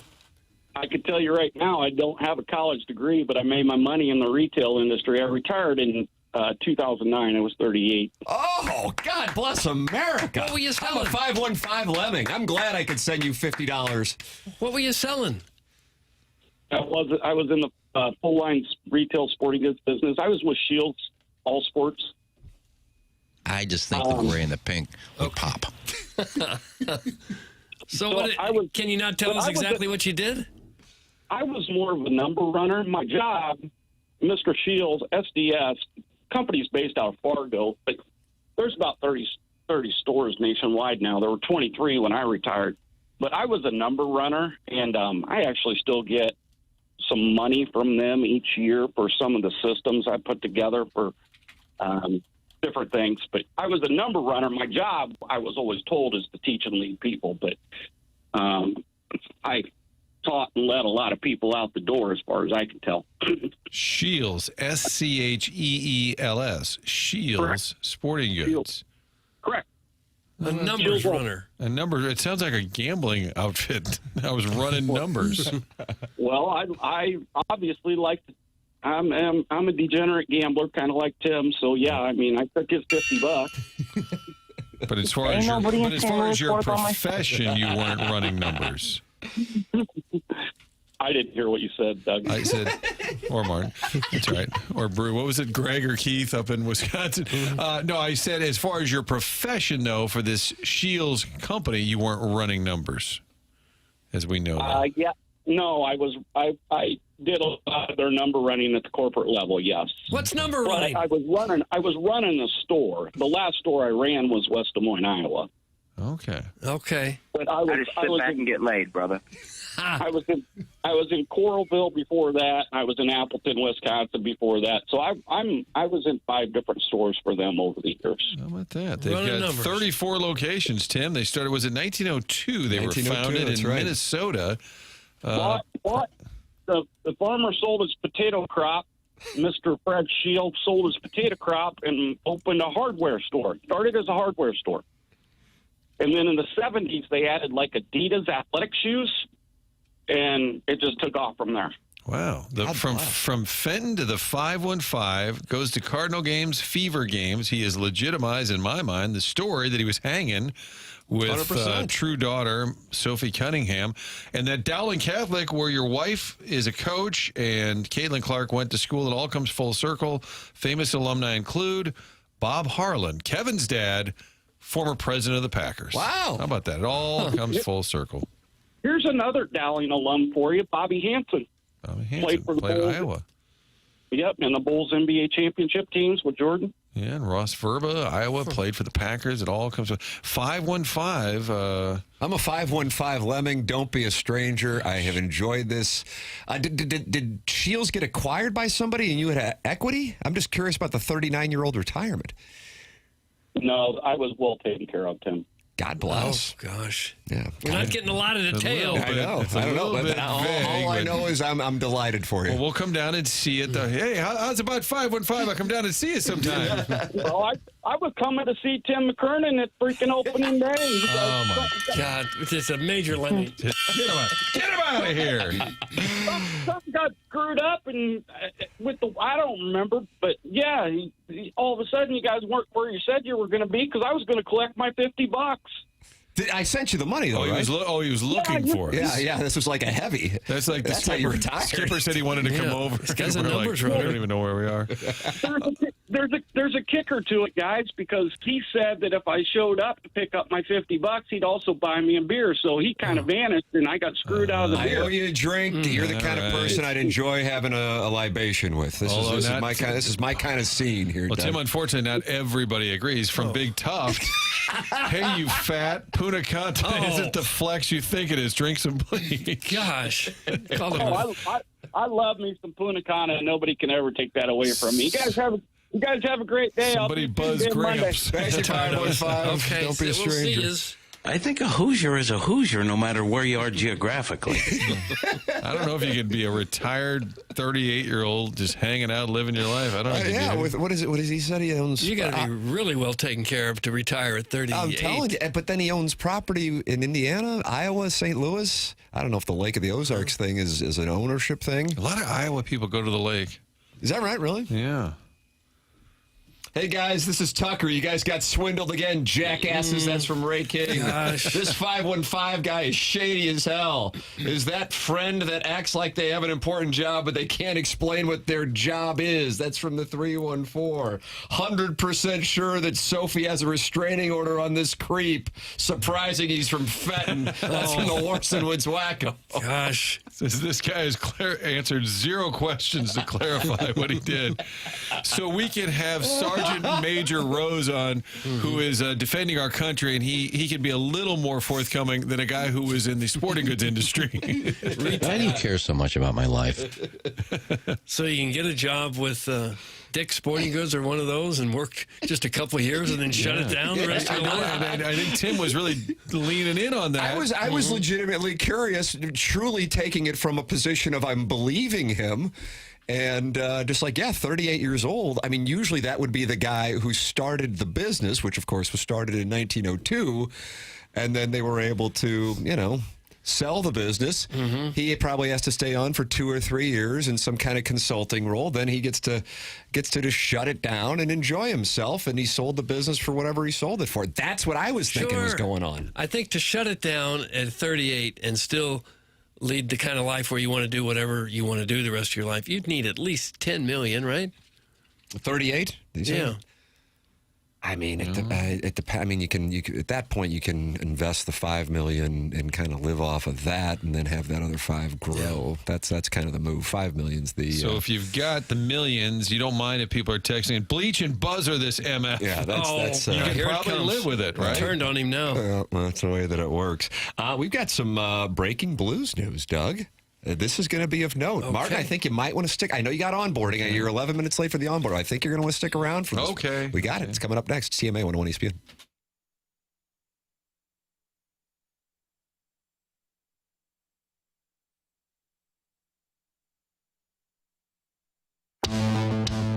When people are driven by price, they compromise the roof to try to meet a certain price, and I'm not doing that. Mark Seelfleisch of Seelfleisch Roofing. When you're buying a roof, not only are you buying a manufacturer's warranty, you're also buying the application. And if the guys aren't good with application, then the roof is no good. It won't perform the way it should. Our goal at Seelfleisch Roofing is to provide superior commercial roofing solutions. We help you determine whether your roof should be repaired, re-roofed, or a combination of both. It's not only their roof, it's my roof, and I got to deal with it. And the first call is going to be to me, and I feel responsible for that. Seelfleisch Roofing is a St. Louis company. We're in town and available to meet with you to discuss what roofing system is best for your building. My attitude is I treat every roof like it's my own, what I would do if it was my building. Visit seelfleischroofing.com. It's not just your roof, it's my roof. Seelfleisch Roofing is passionate about your roof.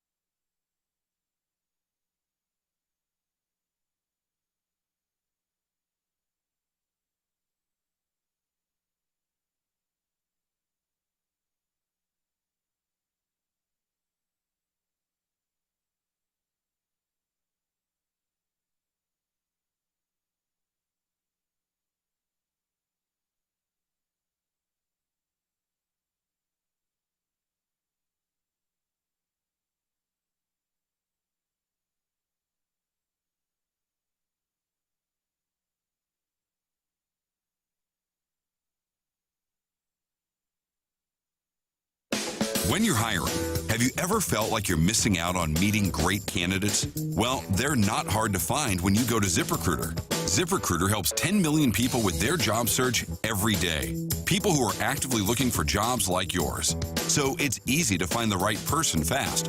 4 out of 5 employers who post on ZipRecruiter get a quality candidate within the first day. Try ZipRecruiter for free at ZipRecruiter.com/free. That's ZipRecruiter.com/free.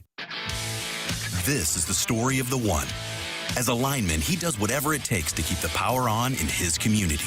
And he wants a partner like Grainger who does the same.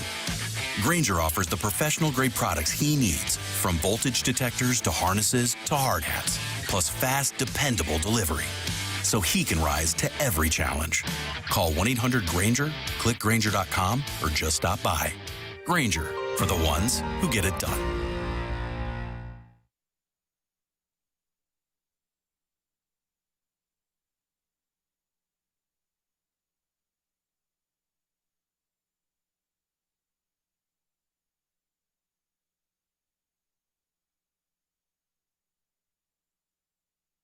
For all things summer, it's on at On the Run. Fresh food that hits the spot. All the drinks and snacks, and a car wash that shines. Your neighborhood On the Run is your stop for great food, drinks, quality fuel, and a clean ride. Summer is on at On the Run.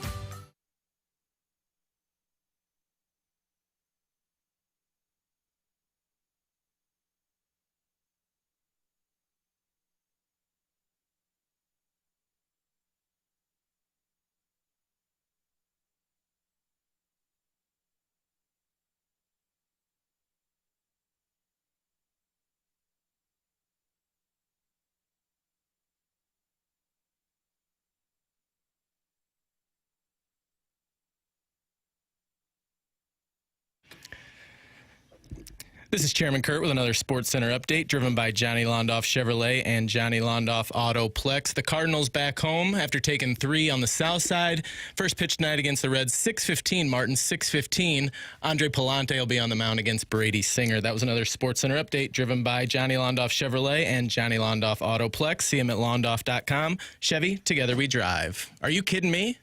Presented by Brown and Crouppen. This is TMA on 101 ESPN.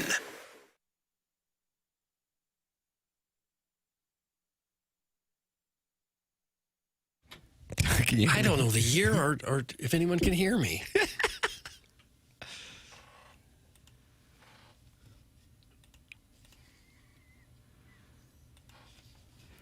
Lengthy buildup. And I'm in the middle of a blues tease.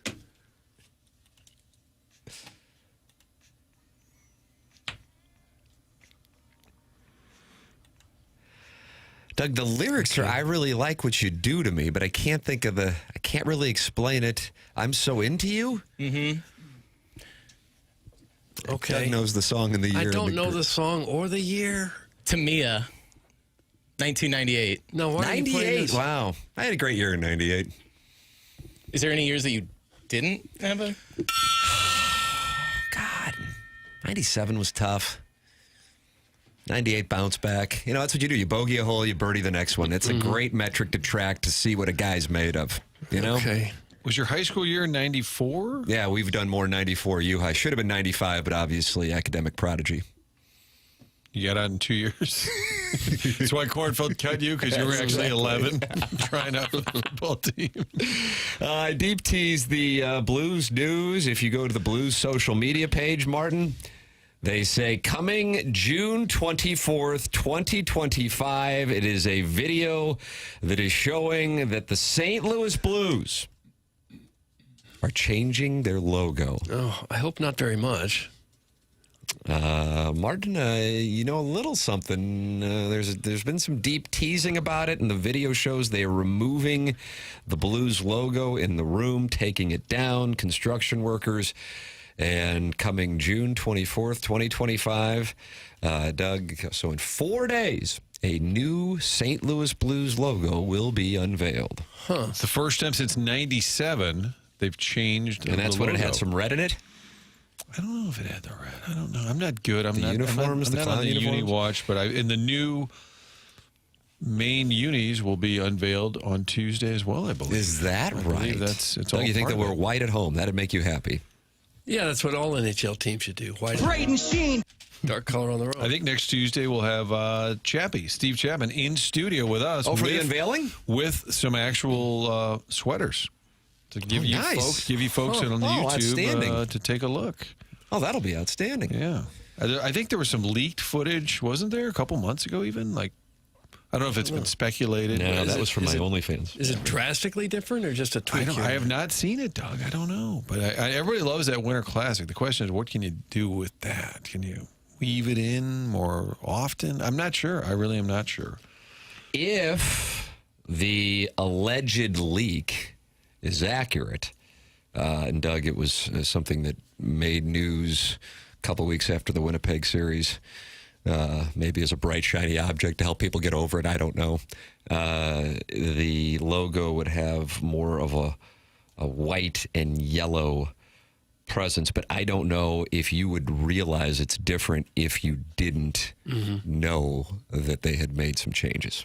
Yeah. But that is the alleged leak that took place in the second week of May. It's a little lighter, lighter blue as opposed to the almost navy blue look. Well, I will form my opinion based on Jackson's opinion, and it'll time out perfectly because that's when he returns from his vacation in Cape Cod, and he is the uniform authority.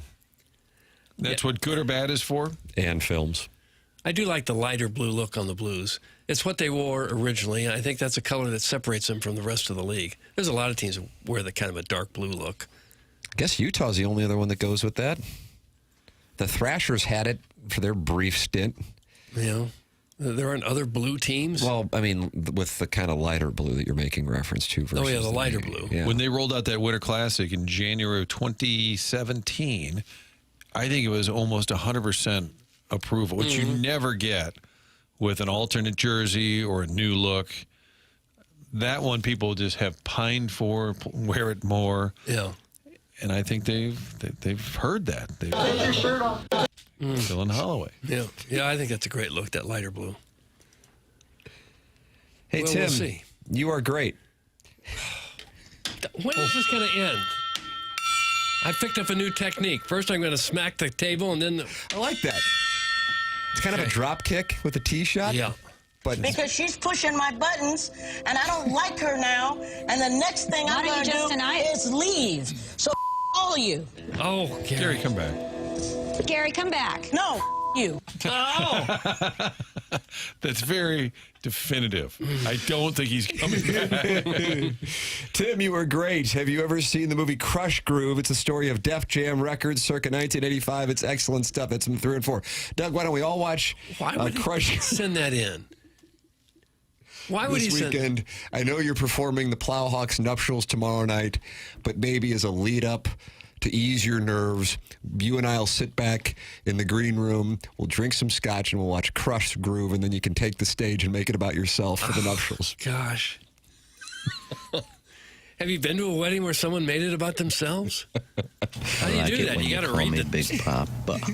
You got to read the script. Doesn't Michael Scott at a wedding get up and make a speech even though he was... Oh, so cringe. I think that's the closest thing I've witnessed, albeit through a television show. I could certainly see it happening where there was an unsolicited speech at a wedding that wasn't necessarily on the Stiefel dossier. I like to make bets during the speeches, make things a little interesting. Oh, you wager with people? Yeah. We'll do over-unders on how long we think they'll go.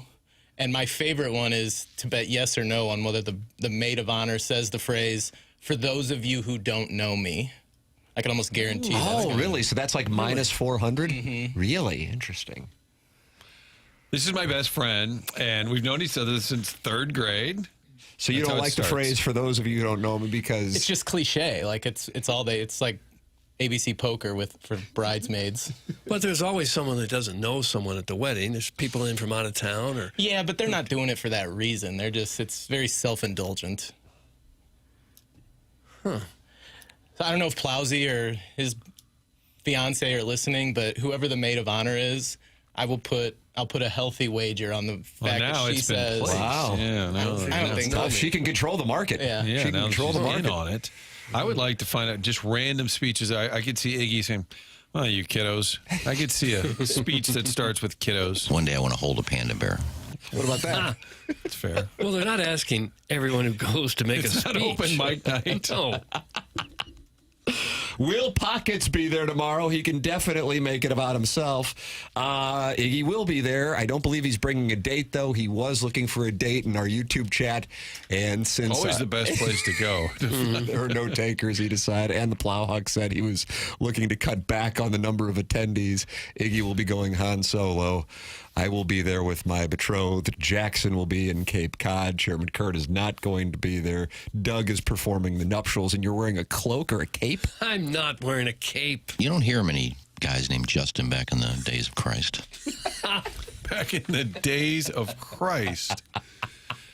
What do you know about custard stands? I got to say, the chairman's had a huge day on the drops. He's sending a message. Well, I think that'll It's get tough. pointed out. The last couple times I've run the board, it's been on those wonderful remote broadcasts, and it's just tough. I can't see you guys. I feel like I might be stepping on you, or sometimes there's a little bit of a delay. Sometimes we're playing other shows during our show. Right. So it's been nice to settle in, just get real cozy with you three, and just fire them away. It's been great. Yeah, it's kind of tough to play a drop when we're also playing another show. So all things are happening at once. Stephen Wildwood, who has invited Martin Then to he his balcony, uninvited then me. uninvited him. Thinking Now, Gary Coleman me. now No, making this announcement. If anybody listening is planning on inviting me to their wedding, I will give you $250 not to invite me. If my wife puts it on the calendar, it's over for me. That's Steve in Wildwood. This is kind of an economy question. Are you stocking up on bananas? Doug, that's an economics question. Bananas are one thing that's the very Dave hard. Ramsey show. Very hard to stock up on them since they're bad in about a week. For those who don't know me as the bridesmaid equivalent to, with that being said, for college kids announcing they are entering the transfer portal. Yeah, it's like Mosaics at the end of the day. Or a media member making an announcement that they're switching from their local paper to The Athletic. It is, quote, some personal news. No. Yep. No. Or when they're out of a job and it's not their choice, they say, on to the next chapter. Nice. Boy, Chairman Kurt, you've really unleashed something here. Yeah, I've heard horror stories, too, of groomsmen trying to be a little funny, and they will tape an embarrassing picture under a random chair out in the crowd, and things can go off the rails a little bit doing that. That one I have not heard. They'll just tell everybody, take a look under your chair. Oh, and then, no. You know, the wife's grandma looks and finds a naked picture, a guy in a Speedo back in Bermuda in the day under the chair. Hot. Color me intrigued. I hope I find that chair tomorrow. Email in, Design Air Heating and Cooling email today, the morning after at InsideSTL.com. Martin has onboarding, but stuck around until 10:30. I mean, what else can we ask for? I don't want to get sideways with Heim because we've got that interview lined up in October. That's right. So hope that doesn't affect it. Martin heading out. We'll stick around until 11. BK and Ferrario. And we'll have that Design Air Heating and Cooling email of the day. This is TMA, presented to you by Brown & Crouppen, 101 ESPN. To butter me up, Daddy. To butter me up, Daddy.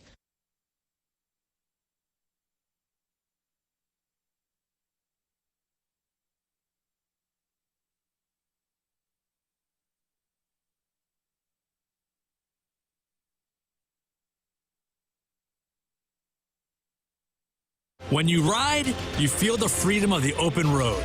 But when the road turns dangerous and an accident happens, the pain and confusion can be overwhelming. If you're injured in a motorcycle accident, you need someone who understands. At Kaufman Townsley, we're your St. Louis neighbors. We live here, work here, and we know how important your recovery is. We'll fight for you so you can focus on healing. Kaufman Townsley, real people, real results. Call 314-500-5000.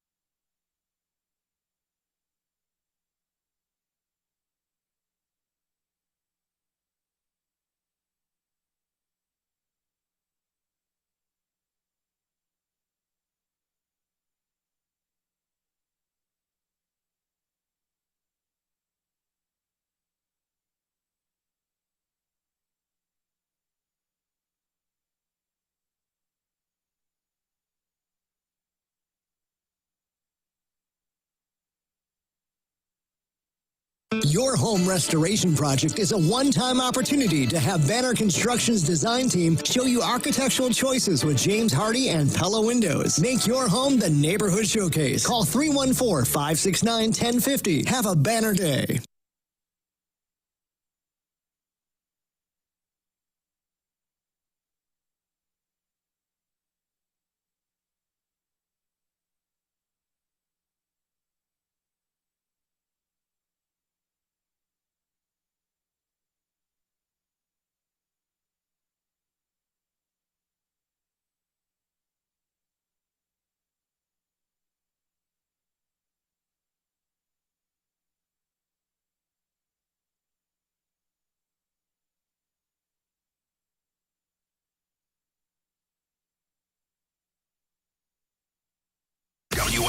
WXOS HD1 East St. Louis and KPNT HD Collinsville. 101 ESPN is driven by Auto Centers Nissan, home of the lifetime warranty and 30-day return.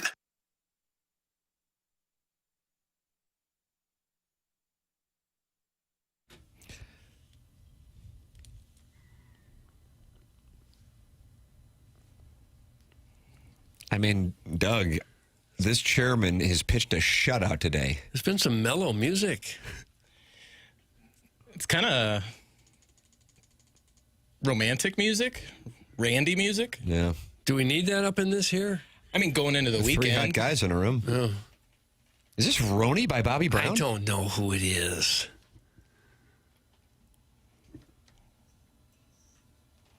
How deep is your love?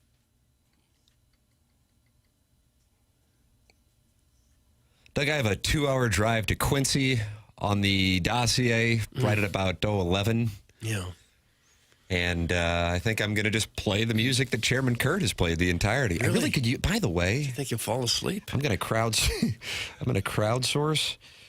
If anybody has I guess I got some books and podcasts, but once I get up Quincy way, Doug, I'll be podcasting like the Dickens. Yeah. Yeah. I don't know. You got something for me? Can you just plug in Joe Rogan somewhere? He's always got interesting guests. I don't know. I'd get you all the way to Quincy and back with one of those episodes. Mm-hmm. That's true. Yeah, it'll go about 4 hours. You can send that in 314-399-9646. Email in for our Design, Air, Heating, and Cooling email of the day, which is coming your way here in about 20 minutes. This question asked of Katie Wu in her Friday mailbag in The Athletic.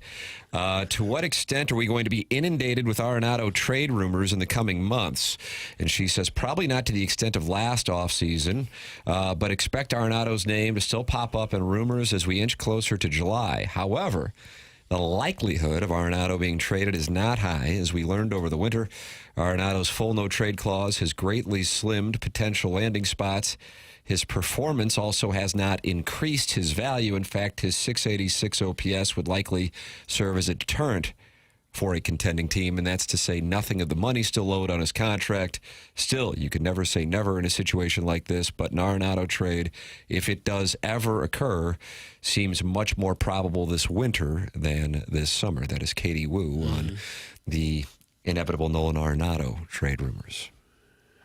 Yeah, his production has really seriously tapered off from 2021 and 2022, and he was still hitting more than 30 home runs, driving in more than 100 runs. MVP caliber season. Yeah, and it's just, I don't know if he's hurt somehow or what, but it's really been rather noticeable that his production he's just not the offensive player that he once was. I do not think there would be much of a market, and the Cardinals would be thrilled if there were. One that I wonder about, this is because to me, if you go, okay, who is a player on the Cardinals who you are, if you could bet it, you would say they will not be here on August 1st, and I would say with certainty, as close as I can get to certainty, who would that be for you, Doug? Who's not going to be here? Who will not be here August 1st? Not to say that you're saying he won't be, but you had to bet a player on the roster right now won't be here. I'll say Helsley. Feel like that's a really good play. The one I would say is Steven Matz. But I would say if you could bet a parlay, which is always positive EV, you could have a nice Matz, Helsley, Fetty parlay. Something that I would wonder about, because I think his stock has increased because he has shown he can play first base and he is raking, is would Contreras consider going now? And by the way, I want to make this clear. I haven't heard a thing. This is strictly from my mind. But I feel like his stock has increased because now you can play him at first base. The issue is the contract, and that I would imagine the Cardinals would be thrilled. And again, that's not because they don't like him or because of anything else. It's just a big contract for a team that is not in a win-now mode. Sonny Gray one, I feel like, is more of a personal situation than it is a baseball one. Again, this is all just reading between the lines. But I'd be curious on that for a team that might need a bat and has some money and has been dealing with some situations where their fan base is unhappy. They are saying they want to win now, and maybe there is a team about 2 hours from where Jackson is right now that would be interested. I'm just throwing it out there. Could be. If they trade Gray, they are seriously cashing it in for the year. If you trade away your number one starter, you're saying, we got no shot. you could trade some of the other guys and say, we still think we can contend without Arenado or without Contreras or without Helsley. Wouldn't be as easy for sure, but those guys are somewhat replaceable. Sonny Gray is not replaceable. When they trade him, they're saying, we don't think we have any shot. Doug, can we still trade Dylan Carlson for Juan Soto? Thanks. That's from the 618. Oh, yeah. I think there was more to it than just Carlson. But if they can get him back and then trade him for trade him, yeah. He's not going anywhere, except for when he went somewhere else.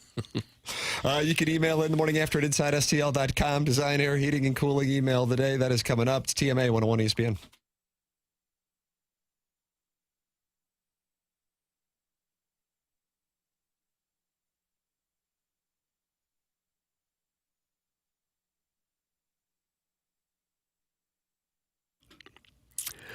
TMA is brought to you by St. Louis-based Stifel, a leading wealth management and investment banking firm. Stifel is the firm where success meets success and has been since 1890. Founded in downtown St. Louis in 1890, same street the company is headquartered on today. Proud to have called St. Louis home for 135 years. Stifel partners with the Cardinals and the Blues, and now also the Stifel Charity Classic, and they sponsor Stifel Theater. Stifel is honored to support the city, the people, and its future. With financial advisors in 12 offices across the region, Stifel helps clients here in St. Louis and nationwide manage their hard-earned wealth. Stifel also provides banking, lending, and trust services and has a full-service investment bank. Basically, when it comes to finance, Stifel has you covered.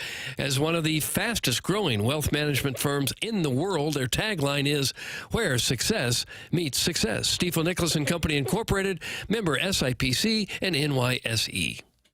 Dents Express, St. Louis's leaders in hail damage repair. Call 636-227-5050.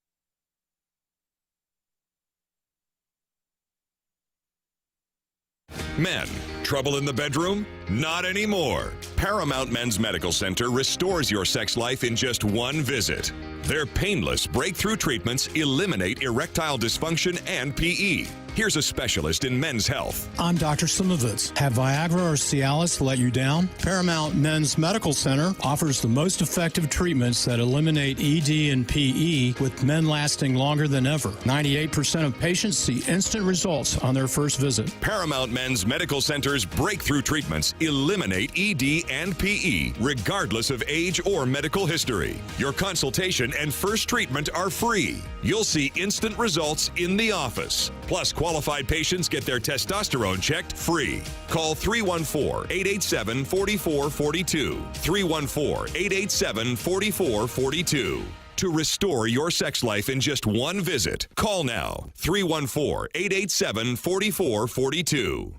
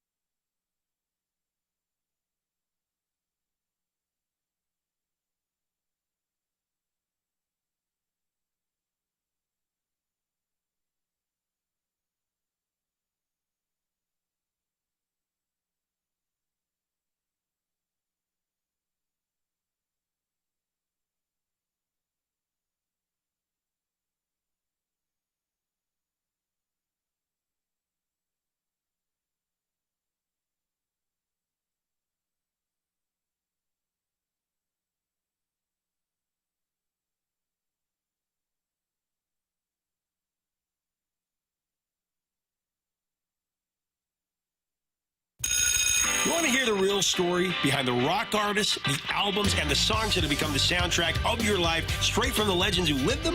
I'm Adam Reeder, the Professor of Rock, and on the Professor of Rock podcast, we go deep into the heart of the music that defines us and our greatest memories. Exclusive interviews, behind-the-scenes moments, and the untold truths of rock's greatest hits, told by the artists themselves, stories you won't find anywhere else. If music moves you, this is your backstage pass. Subscribe now to the Professor of Rock podcast.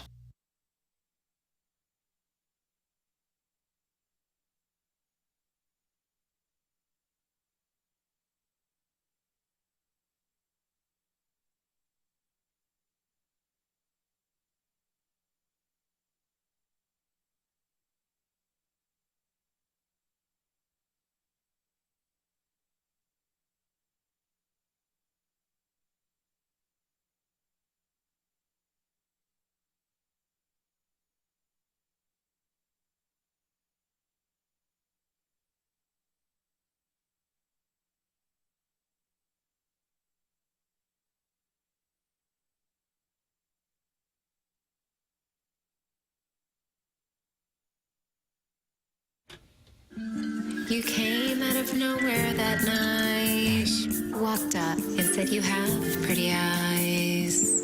With the flash of our smiles, first sight, lightning struck that night. A week later you walked in, time stopped for me. You in your white coat was all I could see. Our steadfast stares had you lingering. Our small talk ended with, come home with me. That's where it all began. Unexpected love, echoing our laugh. Your kiss, my heart has had just one man. The bed became our paradise. The bed became our paradise. And you met this guy. I did. You had a drink with her in Florida. In Palm Beach, no less, too. Cucina season. And she dropped you like a bad habit? Yeah, the listeners had a little something to do with that. Doug, our audience will sometimes sabotage things. Yes, they love doing that. They absolutely love it. I honestly think if maybe that relationship hadn't fallen apart, there's a chance that we could have gotten here to St. Louis, maybe for a dotem. Oh, can you for imagine? a trivia night.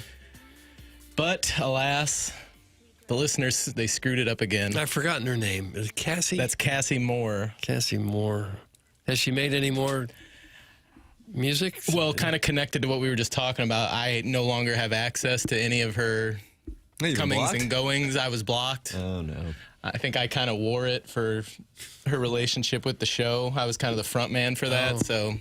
But they can't take away the night at Cucina. They can't take away the signed glossy of the Steadfast Eyes album cover that I have. Yep, can't get to that.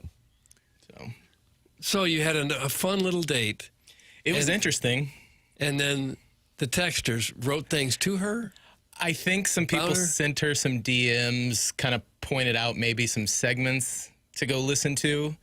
And, you know, taken out of context, you could see where maybe somebody wouldn't like some of the texts that were sent in. Mm-hmm. And, yeah, what might have been. Huh. The names that she was dropping on me, though, were just ludicrous. I believe she called Eminem Marshall. You call him Marshall, too, Doug. You worked with him. She was that close to him? She made it seem that way. Oh. But then she would tweet at all of them, and it would get absolutely no engagement. She did a lot of tweeting at Shaq and Usher. Well, if you're close with somebody, you communicate over Twitter and that text. Mm-hmm. So, Cassie, if you're listening, I miss you. How about that? Gosh. What a moment. That was an olive branch. Long distance dedication like Casey Kasem. You can email in your long distance dedication the morning after at InsideSTL.com. If you are down, it could be due to getting blocked by a lady, but it also could be a symptom of low testosterone, low energy, low motivation, fatigue, tired all the time, weight gain, muscle loss. Those are symptoms of low testosterone. Here comes Mentality to save the day. Mentality is a local healthcare facility that specializes in helping men feel and perform at their very best with board-certified physicians providing a full physical consultation and blood panel analysis, all during your first visit. Mentality focuses on your free testosterone levels, which many doctors overlook, ensuring your treatment is tailored to your body. Treatments are designed to fit your life, even with a busy schedule. It's fast, it's easy, and it's safe. It's Mentality. Be the dad who can keep up with his kids. Be the husband your spouse knows you can be. Feel and perform like you did 5 or 10 years ago, whether it's at work, in the gym, or at home this year. Stop settling for a fraction of your potential. Mentality's offer is your chance to take back control. Visit mentalityhealth.com/radio to find out more information or even a discount. That's mentalityhealth.com/radio. Design, Air, Heating, and Cooling email of the day is next. This is TMA 101 ESPN. 101 ESPN is powered by Kaufman Townsley St. Louis's injury lawyers. Call 314-500-5000.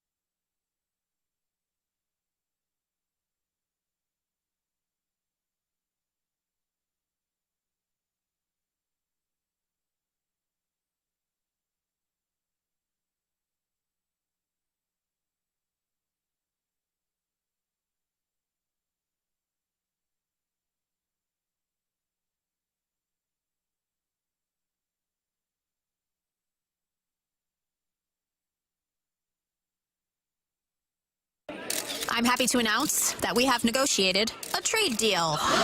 Is it with China? Oh, is it Europe? No, it's the Frank Lita Automotive Outlet in Bridgeton. It's a trade buyout. You can get thousands over book value for any trade-in. Thousands. He's right, even if you still owe. But what about down payments? Every vehicle is just one dime down. A dime.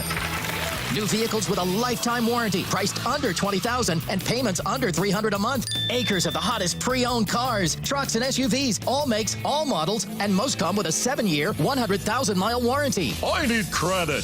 Just ask for credit amnesty. If you've got a job and a dime, you ride. Plus, you could get thousands over current book value for any trade-in. And now, if you'll excuse me, I'm going to the trade buyout. At the Frank Lita Automotive Outlet in Bridgeton. YesLita.com. YesLita.com. New 24 Mirage, 19,675, dime down, $290 a month, 72 months at 2% APR, plus tax tag title to qualified buyers.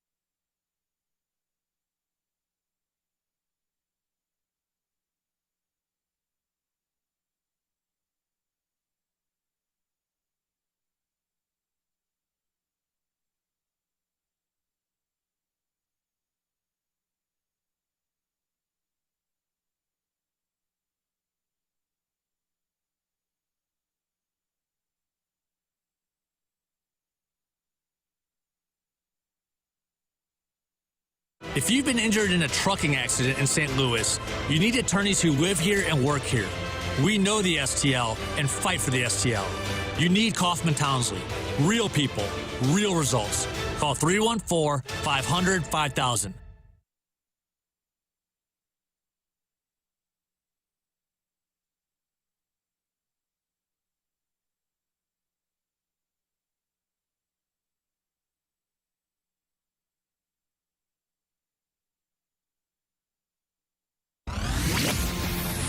ESPN has your chance to win free tickets to Jason Aldean with special guests Nate Smith, Raylan, and DJ Silver. On Saturday, July 19th at Hollywood Casino Amphitheater. Find all the ticket info and get entered to win those free tickets for Jason Aldean right now at 101ESPN.com or on your 101 mobile app. Powered by Dobbs Tire and Auto Centers.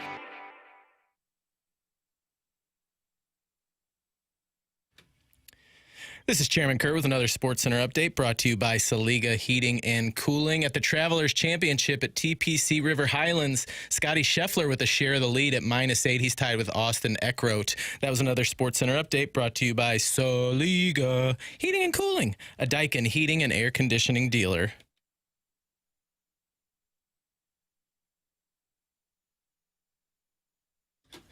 Like it when the girls stop by.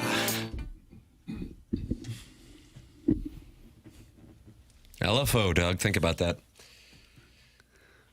Okay. I guess that won't be much good to you while I think about it.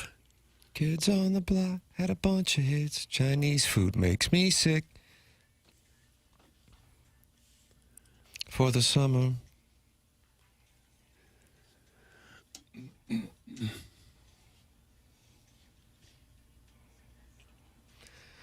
Boy, we could listen to this all day, but the reality is we have the Design Air Heating and Cooling email of the day right now here on 101 ESPN.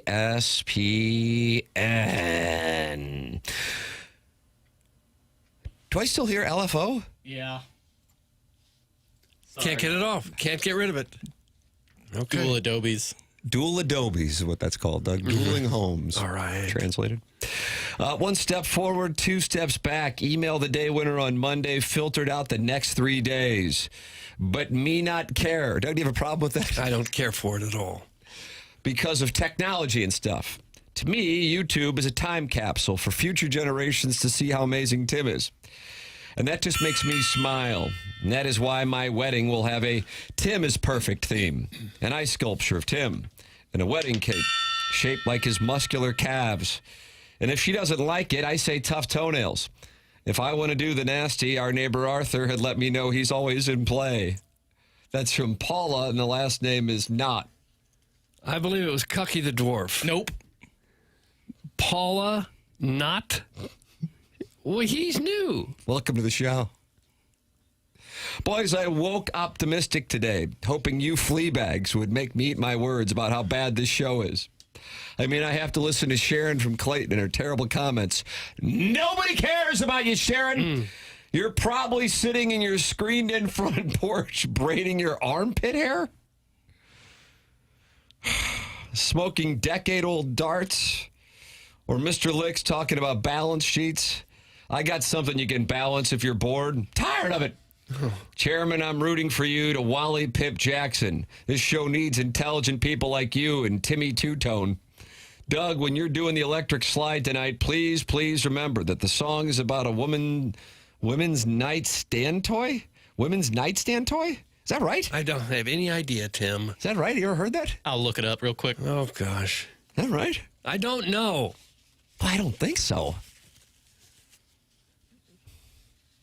As I said, I woke optimistic, and you donkeys totally redeemed yourself with your brilliant sports talks. Not you, Martin. You still suck. Oh. Happy Friday, boys. That's from the chairman's pocket partner. chairman's pocket partner.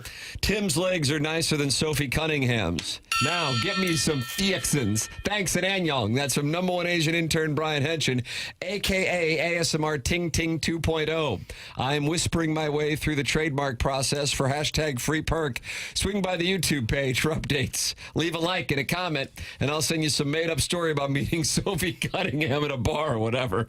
Thanks again, hashtag free perk. Doug, that's Brian Henson, and he covers the Indianapolis I don't know if he Indiana does. Fever, whatever. Brian Henson. Hey, boys, tomorrow night, my local watering hole is hosting a Doug Vaughn lookalike competition. The winner gets a chance to meet the man himself. I know everyone will be wearing the khakis and blue blazer. I'm trying to go above and beyond to win this thing. Can you guys send me a picture of Doug's tramp stamp? I think I should have time to get a matching henna tat this evening to really put me over the top. Any other little tips that could help me would be appreciated. Thanks. That's from Jared Goff's brother, Jack. Doug, do you have a picture of your tramp stamp that you can send to Jared Goff's brother? I have not. I don't. And then he can win the... I'm not currently donning a tramp stamp. Flip that off. Jared's brother, Jack. Hey, fellas, is Tim available? If so, can you send this to him? Appreciate all the back and forth the past few weeks, but I got in a fist fight with Big Tank Del Vecchio in a parking lot after a pitchback demo. He says it's a rite of passage in this biz, but my wife Jose has a black eye and a pulled groin now. As such, any shot you can let us out of our contract, Tim. This isn't a knock on your platform. We're just finding that some of the other HD2 online app, YouTube, live stream, podcast, radio programs offer a bit more flexibility. Less angry dads looking to call the store to get free stuff by saying they're, quote, friends with Tim. And frankly, fewer references to 2003 Cardinals box scores.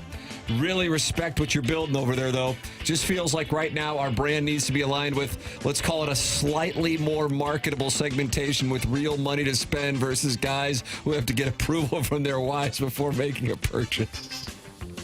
Wishing you all continued success with whatever the hell you call this thing that you're doing over there. Best. That's from Mark and Doug. Mark is the owner of Mark's Brawl and Mulch. Support where it matters. Grow what you got. That's Mark's Brawl and Mulch. Mark's Brawl and Mulch. He's new. It's a good business. And that's what we have for the Design Air heating and cooling email today. What you got? Well, I like the last fella. I like Mark's Brawl and Mulch. And hopefully he can win a prize for he and his wife, Jose. Yeah, I vote for Mark. Mark has won over at Mark's Brawl and Mulch, but he wants out of his contract. We'll let him out. So the problem with our audience is they have to get the okay from their wives to spend? A lot of them do, I'm sure. Wait, who are we kidding? They're not married. Thank you. BK and Ferrario are coming up next. Congratulations to Mark over at Mark's Broad Mulch. Chairman Kurt, wonderful job filling in for Little Jackie Papers in Cape Cod. For Chairman Kurt, for the vacationing Little Jackie Papers. For Martin Kilcoyne, for my brother Kevin. For Douglas Sullivan Vaughn, I'm Tim McKernan. This has been TMA, presented to you by Brown & Crouppen on 101 ESPN. Tomorrow, Phillies and Mets. Pregame at 5:30, first pitch 6:15. The MLB plays on 101 ESPN.